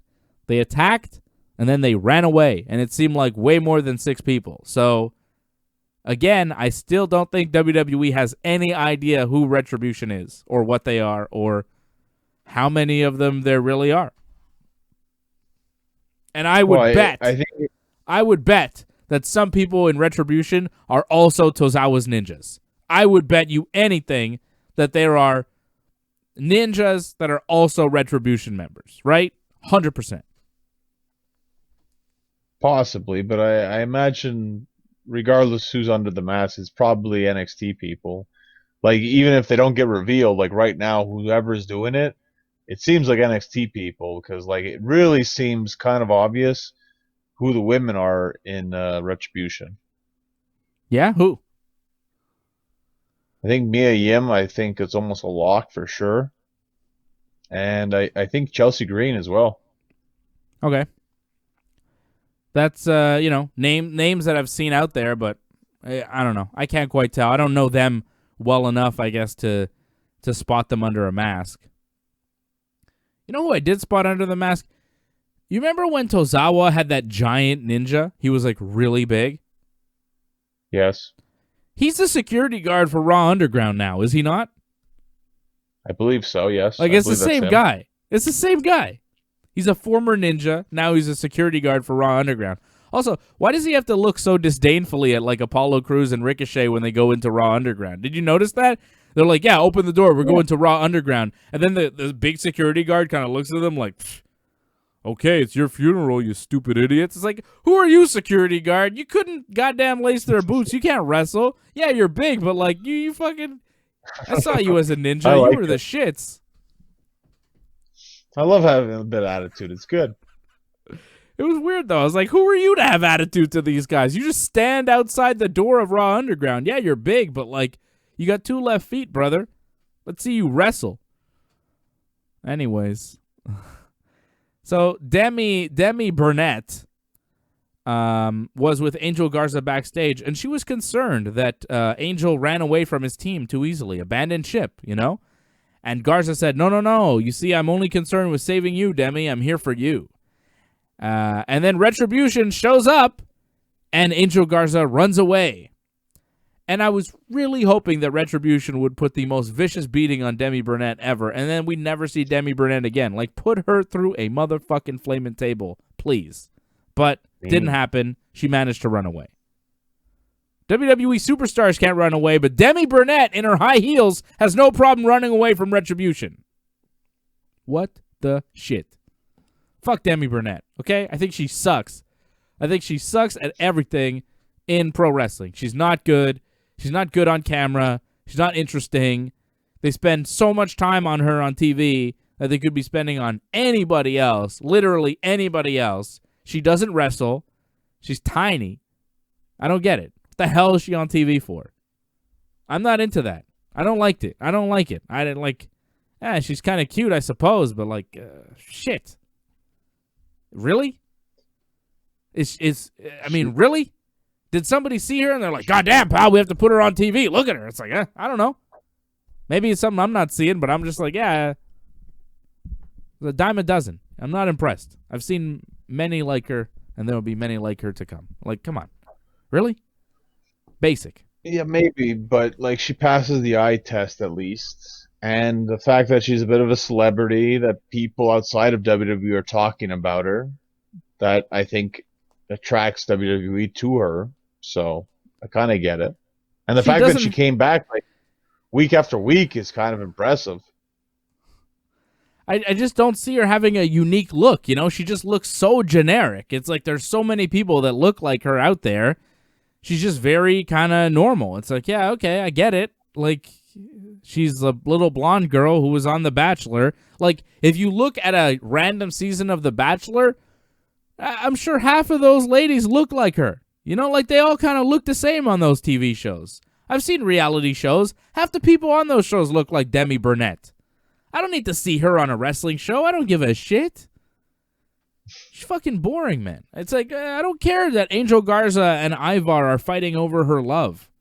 Is she a babyface or a heel? Because she seems to like kind of like Ivar, but then she goes to the ring with Angel Garza. Is she fucking them both? What's the deal? Well, I guess she's a tweener then. She gets in between her. Okay. Seth Rollins and Dominic Mysterio, I thought, was Dominic Mysterio's best match in WWE because it was short. And he looked good. He had some good matches. It was better than the SummerSlam match because that match was way too long and it was just way too much going on. The Payback tag team match was, whatever, but it was a little too long. This one was short. Seth won in the end, hit a curb stomp. Dominic had a couple hope spots. It was good. Perfect. Dominic looked good in it. I had no problems with this Dominic Mysterio performance. I thought the match was solid. Might have been the best match on Raw. Raw kind of sucked this week. Was it the best match on Raw? It's tough. I thought Keith Lee, Dolph Ziggler was pretty good. Yeah, that was pretty good. But Dominic and Seth was close. Well, I thought the match was actually too long. Like, I didn't mind Dominic. He got the surprise on Seth, but once Seth got the over, I think he should have ended up a lot quicker. I didn't like that he went back and forth with him because a lot of Dominic's offense just didn't look believable. His punches are probably, since Shane McMahon, the worst punches in WWE. Like, really bad. Like, I get it. Like, some of the spots he can do are pretty good, but when he goes outside of those spots, some of it's bad. And his hitting the ropes, god awful. Really, really bad. Like, most awkward 619 I've ever seen. He's obviously very green. But as far as Dominic Mysterio matches, the three that we've seen, this has been my favorite because it was, I felt shorter than the other ones. But yeah, whatever. And, last week I was saying, Ray and Dominic versus Seth and Murphy on pay-per-view, and they're already announcing Seth versus Ray on Raw. How do they know that no one's going to come out unscathed from that match? And I said, maybe Dominic would just replace Ray. And that's exactly what happened. Ray was supposed to wrestle Seth. He got legit hurt in the match, right? He tore something. Tricep. Right. So Ray legit got hurt in that Payback match, and Dominic legitimately had to replace him. I don't think that was the original plan, but something did happen in that tag team match, and Ray had to be replaced. How did I know? How did I know, John? Well, I mean, Ray's had how many knee surgeries? I mean, you just know Ray's injury prone. So That is true. Seth Rollins cut a promo before that match and blamed Murphy for the loss at Payback. Is this the end of Seth and Murphy? Murphy wasn't with him in the main event at the end. Yeah, I don't know about that. I think eventually he'll come back. It's just they're giving them some space, I guess, for the meantime, because they don't have anything big for Seth probably going to next pay-per-view. But I think they're just going to come together, because what else do they have for Murphy? Well, hang on a second. Seth at a certain point is going to come off the road, right? For a bit. This could be like the end of Seth, because, hold on, let's see. Becky, when did Becky leave? Like April? I feel like it was May. May. Okay, so say she was, what, a month or two pregnant in May? Maybe a month pregnant, I think. So say May, June, July, August. Oh, she's only like 4 or 5 months pregnant. But I'd say December. Yeah, but Seth, like, coming off the road, maybe November? Maybe December? I don't know. I don't know what his plan is. I don't know what their plan is. But at a certain point, you would think that he would come off the road to be with Becky and his new kid for at least a couple of weeks. Right? When you say coming off the road, I mean... Yeah, I know the road isn't actually the road, and maybe they all live in Orlando and Seth can just go to work for one day or whatever. Maybe it's not so bad. Maybe he'll stay on TV the whole time. I'm sure if he can pull it off, he'll do it. Crazy. It just shows you like the double standard. You know, Becky Lynch gets pregnant with their baby. She's off TV. She's gone, and that's it for Becky. Seth, you know, he's the father of the baby, remains on TV, does what he wants. They don't even mention that he's the father really on TV. He's like a heel. He's the Monday Night Messiah now. Like, it's just, you know, it's their kid, but, you know, because he's a man and he doesn't have to carry the child, thank God, because that would suck for us. He can go on working and she has to stop for like a long time, you know. It's like the end of her career, but for him, it's like, yeah, nothing really happened. But that's how babies are born, Johnny North, okay? That is your lesson for the day. Riot Squad beating the Iconics in a weirdo match where if you won, you get a tag team title shot. If you lost, you had to break up as a tag team. And the Iconics lost. They have to break up as a tag team? They're like the only real tag team in WWE. And Sasha and Bayley broke up this week, so, like, come on. Really? And I think the Iconics now, they're like gonna want to stay together, but they're not allowed to stay together, and that'll be their like comedic storyline going forward, I guess. I don't know. But Peyton and Billy were in Raw Underground together, and Peyton rolled Billy into the ring to get beat up by Jessamine Duke and Marina Shafir. So, I don't know. What's the deal with the Iconics? Is Peyton done? Like, what's the story here? Well, the way I looked at it was that the Iconics are done. I don't know what's going to happen to Billie Kay. I don't know if maybe she goes to SmackDown or whatever, but it seems that Peyton Royce is just going to do her own thing now. In WWE? Well, whether it be Raw, SmackDown, like maybe she goes to SmackDown, who knows, but it seems like, yeah, they're done as a team, and now they're going to push Peyton, especially Peyton, over Billy as a single star, I think. Why? Because for whatever reason, they believe in her and think that she could be a huge star. I don't want to say it's like Mandy Rose all over again, but it kind of feels like it a bit. Billie Kay is a star. Billie Kay is money. Billie Kay on the microphone is money. Pay attention to the Iconics. Billie Kay is the star of that group. I know that people think that it's Peyton. I get it. She's not. It's Billie. Peyton's good, but Peyton has no personality. She really doesn't. The personality of the Iconics is all Billie Kay. People don't get that. I don't really understand how people don't see that. But, like, Peyton talking? Oof. Okay. Maybe as, like, a very basic babyface, that might work, but Billie Kay is the talker. Billie Kay is a star. On the microphone, she is killer. So, that's my advice to WWE. Pay attention to Billie Kay because she's going to be something if you do something with her. She can talk, okay? I've seen shit Billie Kay says. Have you ever... Just Google that and watch that video. Fucking tremendous. Shit Billie Kay says. Very funny. Hey, Kayla! Just great stuff. Just yelling at Kayla. Asking her all sorts of stuff. Saying, I'm one tough cookie. You know? Just fantastic. Fantastic. You got to be joking me. Like, that's her great catchphrase. It's a great catchphrase. My son repeats it all the time. You got to be joking me. Billie Kay, man, I'm telling you, she's money. You may not have figured it out, but watch a Billie Kay promo highlight reel, and then you'll be like, oh, yeah, Billie Kay is actually fucking hilarious. Billie Kay, baby. I'm a big Billie Kay fan. All right? I'm a fan of people you wouldn't expect, like Billie Kay. Huge Billie Kay fan. Yes, I have a favorite iconic, okay? You didn't think I did, but I do. And it's Billie Kay, by far. She's amazing. I'm very surprised by that, but... Are you? Yeah, it's just... I don't see her in that light. I guess you do. I just don't see it like that. Like, yeah, she definitely is the personality of the Iconics, but it's not a great personality. It's not a personality that I tune in to see every week. Well, I do. And I love Billie Kay. She is truly iconic.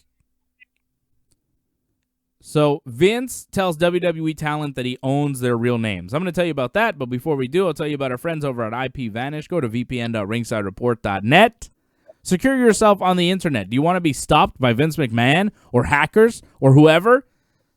You need IPVanish. You need a secure VPN. Protect yourself at all times. Go to vpn.ringsidereport.net and sign up today. Vince sent a memo to talent or a conference call or something. I think it was an email he sent out to everybody telling them that they can't use these social media platforms like Twitch, YouTube, Cameo to promote themselves or make money because they're doing things that are disparaging the company. And they have 30 days to stop. Stop their Twitch channels, their YouTube channels, their Cameo appearances that they're doing for money. You know, Big E has a Cameo. I know a lot of WWE people have Cameo. A lot of WWE people have Twitch. AJ Styles is a very popular Twitch stream. You're going to tell the Phenomenal One he can't play video games for the fans on Twitch anymore? Really? Vince McMahon telling them he owns their character names and their real names while they're under contract with WWE, which is something I've never heard the WWE say before. Like, okay, they own the character, but they don't own your real name. How can somebody own your real name? But Vince is telling people that he owns their real names so that if they go and do something on Twitch under their real name, well, he owns that and they're not allowed because that's WWE property. Their real birth name. He's told WWE talent they have 30 days to get off Twitch and YouTube and all that stuff. I guess they can still have a Twitter and Instagram for now. But Vince has told them they have 30 days and they could face suspensions, fines, and even termination. CM Punk tweeted out, he can't fire you all. Don't worry about it, guys and girls. Which I thought was great. Mick Foley also tweeted out his displeasure with it. Mick Foley says, banning wrestlers from making extra money on third-party deals, Twitch, YouTube, Cameo, strikes me as a crummy thing to do. Just my opinion. I'll get you the exact quote from the punker, who's always got a good comment. All right, guys, girls, are they going to fire everyone? Just keep doing you. Don't worry. So that's CM Punk's advice. I don't know. I wouldn't want to get fined if I were WWE. You know, I don't know. Did this apply to Xavier Woods?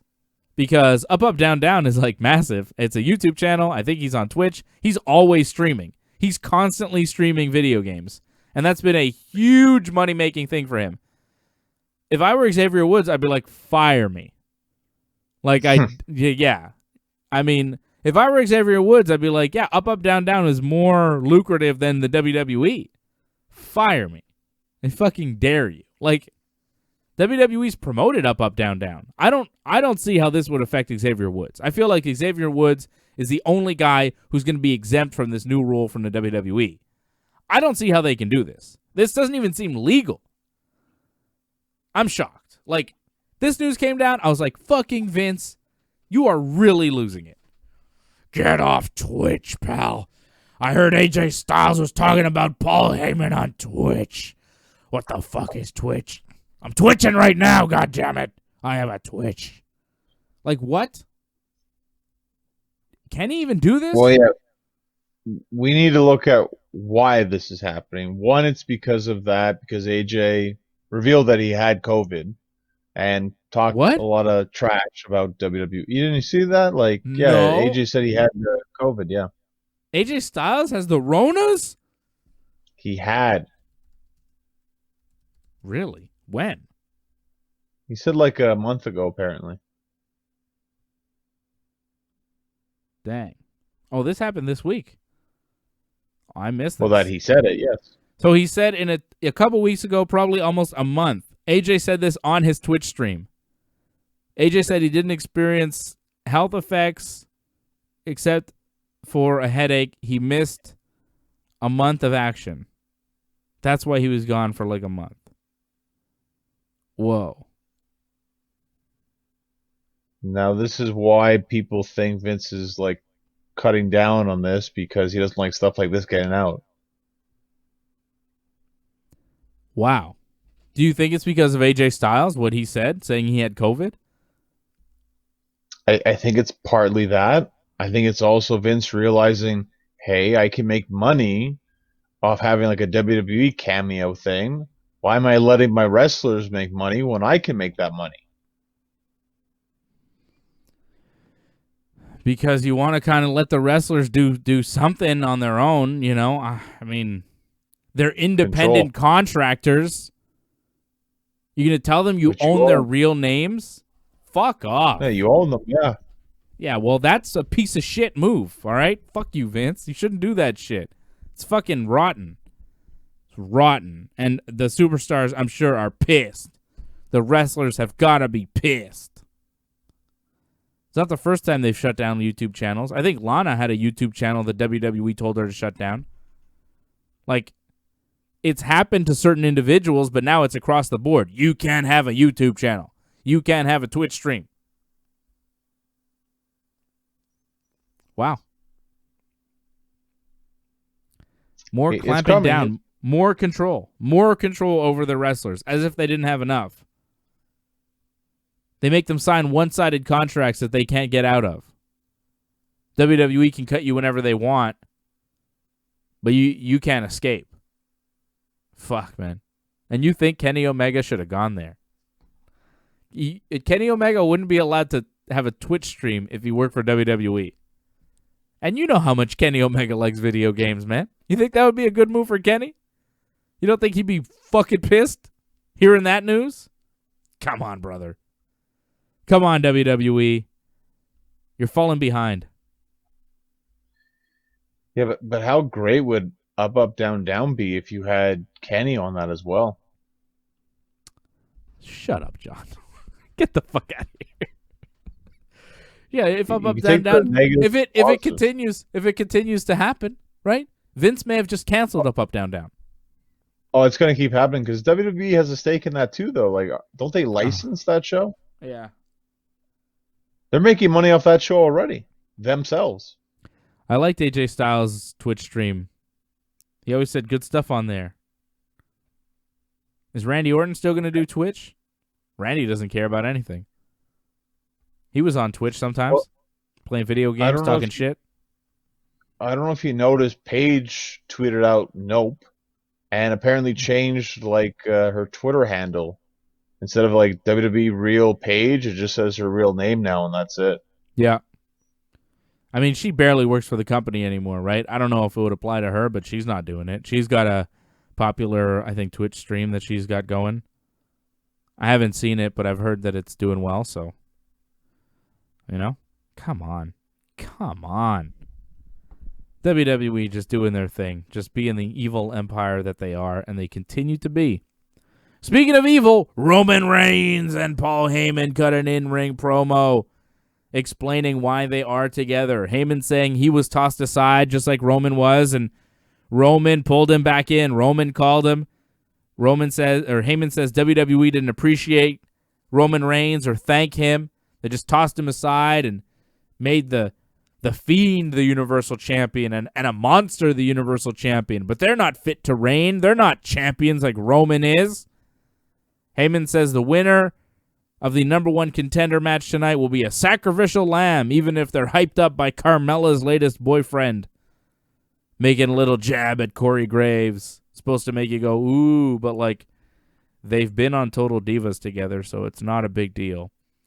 Heyman telling people to get it through their thick, unappreciative skulls that Roman Reigns is the best and he's the champion now. And Heyman giving a new title to himself and Roman Reigns. Heyman saying that he is the special counsel, not the advocate, but the special counsel now to the tribal chief. Notice that Roman Reigns is now a tribal chief. I don't know what tribe he's the chief of, but Paul Heyman now the special counsel to the tribal chief, the reigning, defending, undisputed heavyweight champion Roman Reigns. Roman took the microphone, which is not something you usually see after a Paul Heyman promo, a wrestler talking, but Roman, unlike Brock, spoke. Roman says he did what he said he was going to do at Payback, and this is his island. And when you have this kind of power, all you have to do is show up and win. And that was a good line. But it's not his yard anymore. It's his island because he is the tribal chief. And he's got a new catchphrase. Before it was, what is it? Arrive, raise hell, leave. What was it? I think it's wreck everyone and leave. Yeah, wreck everyone and leave. But that's over. That catchphrase is done. His new catchphrase is show up and win, which I like. When you have this kind of power, all you have to do is show up and win. Which, that's been his WWE career, and now he's using it against everybody as this heel performer that's been, tossed aside by the fans. They didn't care about him. They didn't appreciate him enough. WWE tossed him aside. When he left for the coronavirus, they just moved on and gave the title to The Fiend and Braun Strowman, and now he's out for revenge on everybody. I liked it. I thought the promo was really good. Tribal Chief, all hail. Well, to me, like, he's not completely a heel yet, but if he's going to be feuding with Jey Uso, I think they're slowly going down that direction. We'll get a full heel turn here. Yeah, I think that's what we're going with. I think Roman's probably going to do something dastardly to beat his good old cousin Jey Uso at Clash of Champions. I think Jey will have Roman almost beat, and then Roman, maybe he'll use Heyman to get the win and retain the Universal title because he's mean Roman now. Big E was supposed to be in a fatal four-way match to determine the number one contender, but Big E was attacked and taken out of the match by Sheamus. That Celtic cross through the windshield was pretty sweet, right? Like, my God, that was cool. That looked like a real windshield, too. Big E went right through it. Smash. Well, I don't know about you. Like, I only saw it, like, when they came back, like, from the commercial. I don't know if you saw it, like, when it happened, like, as it was there. Okay. Yeah. I was wondering if maybe that was only filmed, like, after the fact. They couldn't get it quite right when they're doing it live, so they had to film it tape, but okay. No, That's good to know. I saw it as it happened. I guess you went to the bathroom or something during SmackDown. You missed it. No, like, it just cut. The feed cut, actually. It just went right to commercial. Like, he hit the boot on the door and just went right to commercial. Oh, no, my feed, I saw the whole thing. I was watching on TV. I was watching on Fox, and, hits the boot, beats him up for a while, brings him up on top of the car, grabs him in the Celtic cross, boom, right on the windshield. It was actually perfectly executed. It was really beautiful. The way Sheamus was able to like drop him like so perfectly square on the windshield. The bump was just perfect. It was really perfect. I was really impressed with it. And it was like, oh, shit, when they actually hit. It was high impact, hell of a move, and it took Big E out of the match. I like that stuff. I thought that was really good. And then Roman Reigns, of course, advocates for his cousin to get into the match. So Jey Uso actually winds up winning with a splash, gets the win over Matt Riddle, King Corbin, and who else was in there? Riddle, Corbin, Uso. Sheamus, yeah, sorry, of course. Sheamus. So, Jey Uso on the road to Clash of Champions to go up against Roman Reigns. The Nia Jax and Shayna Baszler team. Baszler. I think it's Baszler. I keep saying Baszler, but it's Baszler, right? I mispronounce her name every week. So Shayna Baszler, I think in MMA, like at her start of her career, no one knew how to pronounce it, so people called her Baszler, and I think I'm still going with like the old school MMA pronunciation, but I think officially it's Baszler. Or maybe it's really Baszler and WWE just calls her Baszler because WWE just changes your name ever so slightly. I don't know. Whatever. Shayna and Nia beat Sasha and Bayley to retain the tag team titles on SmackDown. Nia hitting a crossbody on Sasha and Bayley to get the pin on both of them. Sasha sold a knee injury after the match but refused medical attention. Bayley then put a vicious beating on Sasha Banks, attacking her knee, turning on her completely, going full evil on Sasha, put a chair around Sasha's neck and jumped off the second rope and stomped on that chair, nearly breaking Sasha's neck. Evil Bayley. So, here we go. Sasha versus Bayley for the SmackDown title. It's on, right? No getting around it now. Well, you just got to get around the fact that it looked like Bayley took out Sasha, so it doesn't look like Sasha, as long as she sells this, wow, she isn't going to come back right away because she stomped her like neck with the chair. You don't think she'll be back by Clash of Champions? I mean, we still have 3 SmackDowns until then? You can get there. Sell for 2 weeks, come back in the third, set up the match. I mean, Drew McIntyre was taken out last week by Randy, but he's still defending in 3 weeks. Come on. Right, but we don't know the extent of the injury here for Sasha. Like, with Drew, it's just like a jaw, and with Sasha, it could be like a neck. That's a lot more serious. John, it's a work. She's not really hurt. Yeah, we'll sell the work for once. Yeah, sell it for 2 weeks and then come back for the match at Clash of Champions. Unless Bayley is going to wrestle some new sexy lady. Did you see that sexy lady walking vignette that they had? That was really weird. It was just like heels and like legs and like sexy music. And they were trying to make it like, who is this sexy lady? And then they didn't even reveal it. It was like some mystery sexy lady is coming to WWE. What the hell was that? Who is it? Yeah, I have no idea. I don't know what they're doing. I thought it was Mandy Rose at first, actually, because I think an Otis segment kind of aired. So yeah. I thought it was something Mandy. But it wasn't, right? Well, maybe it is. But like, why would they repackage Mandy and have her like, like why would she be in mystery vignettes to bring her back? She beat Sonya, right? She beat Sonya in the Loser Leaves WWE match. Neither of them have been seen since that match. Yeah, I don't know if they knew how that was going to go in the end, so that's the problem. You win a fucking Loser Leaves WWE match. You're supposed to show up the next time you have a TV show to be like, I'm here. She's not. Right? Right? I won. None of that. Fucking 2 weeks since Mandy beat Sonya in the Loser Leaves WWE match, neither of them have been seen. Which is what I predicted would happen before the match, that they're both going to get disappeared. Because there's nothing for either of them to do without the other one. That's how they set people up. Sami Zayn, Intercontinental Champion. He cut a promo. He wants to be introduced as the Intercontinental Champion. Jeff Hardy shows up, says, oh, Sami, if you wanted a match for the title, you could have just asked. And Sami's like, no, you asked me for a match for the title because I'm the champion, goddammit. Which was great. AJ Styles shows up, and he's like, wait, I'm the real champion. Sami and Jeff are like, well, fuck you, man. What the hell? And then AJ attacks Jeff Hardy, and he kicks Sammy in the head. Jeff hits a twist of fate on AJ, and then Sammy hits a haluva kick on Jeff Hardy, and Sammy winds up standing tall at the end of the segment. Oh, baby. Jeff Hardy, AJ Styles, Sami Zayn, triple threat, Clash of Champions. Let's determine the real Intercontinental Champion. Is that going to happen? Like, goddamn, I want to see that. That's going to be good. It makes sense. I mean, it's supposed to be Clash of the Champions. That kind of match kind of suits the pay-per-view, and why not? Yeah, it's going to be fun, man.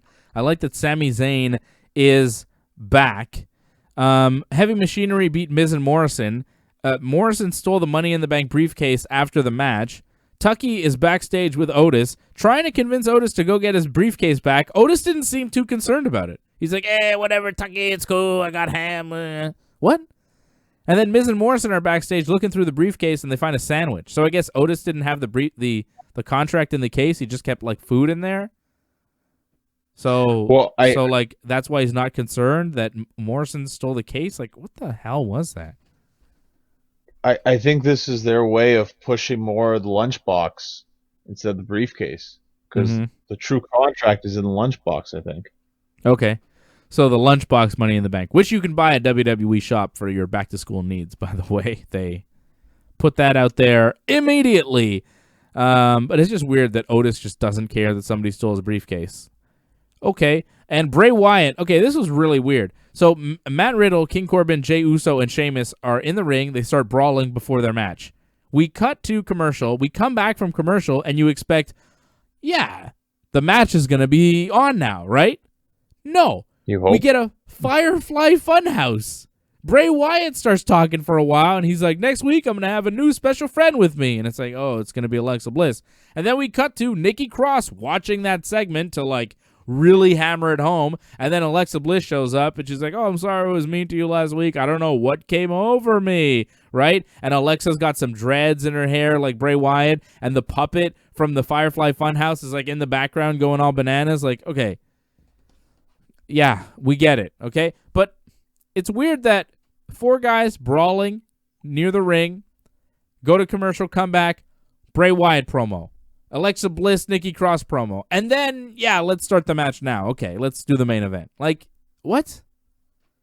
Strange. Didn't we also have a Roman Reigns promo, too? Yeah, I think so. No, that was before. That was before they started brawling. Roman with Jey Uso backstage. That was just before the 4 guys came out for the match. But, like, don't have guys brawling ringside and then cut to Bray Wyatt's Firefly Funhouse and act like the 4 guys brawling ringside who are wrestling a match for a Universal title shot. Like, you act like they don't matter, you know? They're there. They have a really big match. They're all fighting. The match is about to start. We cut to commercial. We come back, and fucking Bray Wyatt's talking in his funhouse.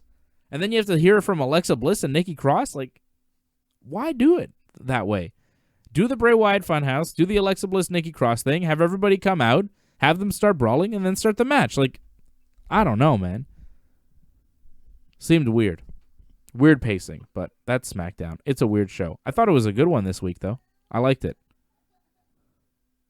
Yeah, well, I thought the tag match was fantastic, actually. I thought that was better than Payback, to be honest. So, like, I thought that really impressed me. I wasn't a huge fan of the Bayley turn. I thought the timing wasn't the best. Like, it would have been better if Bayley, like, lost her SmackDown Women's title, or maybe Sasha screwed something up. Mm-hmm. Then I thought that would have made more sense. But I guess it went for shock over good storytelling. Yeah, I don't know. Just 3 weeks ago, Sasha and Bayley were a great act, and they were cutting promos, and they were on both shows, and I was entertained, and I was like, yeah, this is good. Let's keep this going for a little while. And now, you know, they're not tag team champions. Sasha's not the Raw champion, and they've broken up, and they're going to feud again, which we've seen a lot.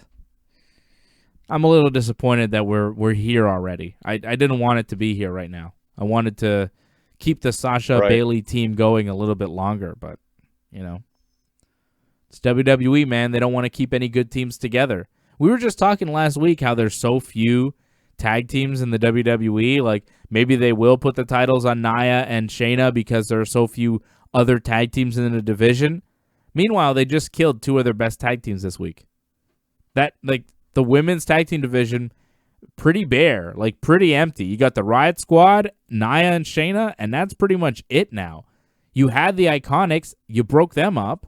You had Bayley and Sasha, you broke them up. You have no fucking tag teams. I don't know, man. It's already an empty division. And what? WWE, like, you look at Raw and SmackDown, those tag team divisions, they have been very deep, and just goes to show you on 3 brands for the women, they still can't pull it off. Yeah. It's like they have so many tag team belts now. They got women's tag team belts, Raw tag team belts, SmackDown tag team belts. Who are the SmackDown tag team champions? It's Cesaro and Nakamura. Oh, yeah. Yeah. Those divisions are just so... Very much afterthought. Yeah, big time afterthought. They need to have fewer tag team titles. Just unify. You know, they should unify the men's tag team titles like they've done with the women. I don't know why they haven't done that yet. Especially now when they're filming everything at the PC or the Amway Center or whatever. Like, throw all the tag teams in the Thunderdome and unify those motherfuckers. I agree, but unfortunately they haven't done it.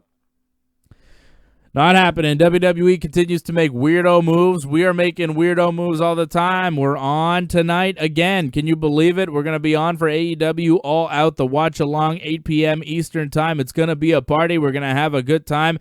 Definitely support us on that super chat. We appreciate you supporting the Ringside Report Network, supporting our sponsors as well. Tell you about our friends over at Stitcher Premium. Go to Stitcher.com/premium. So much great audio. Over 100,000 podcasts are available, including our own. They have bonus episodes, comedy albums, and more. $34.99 a year or just $4.99 a month.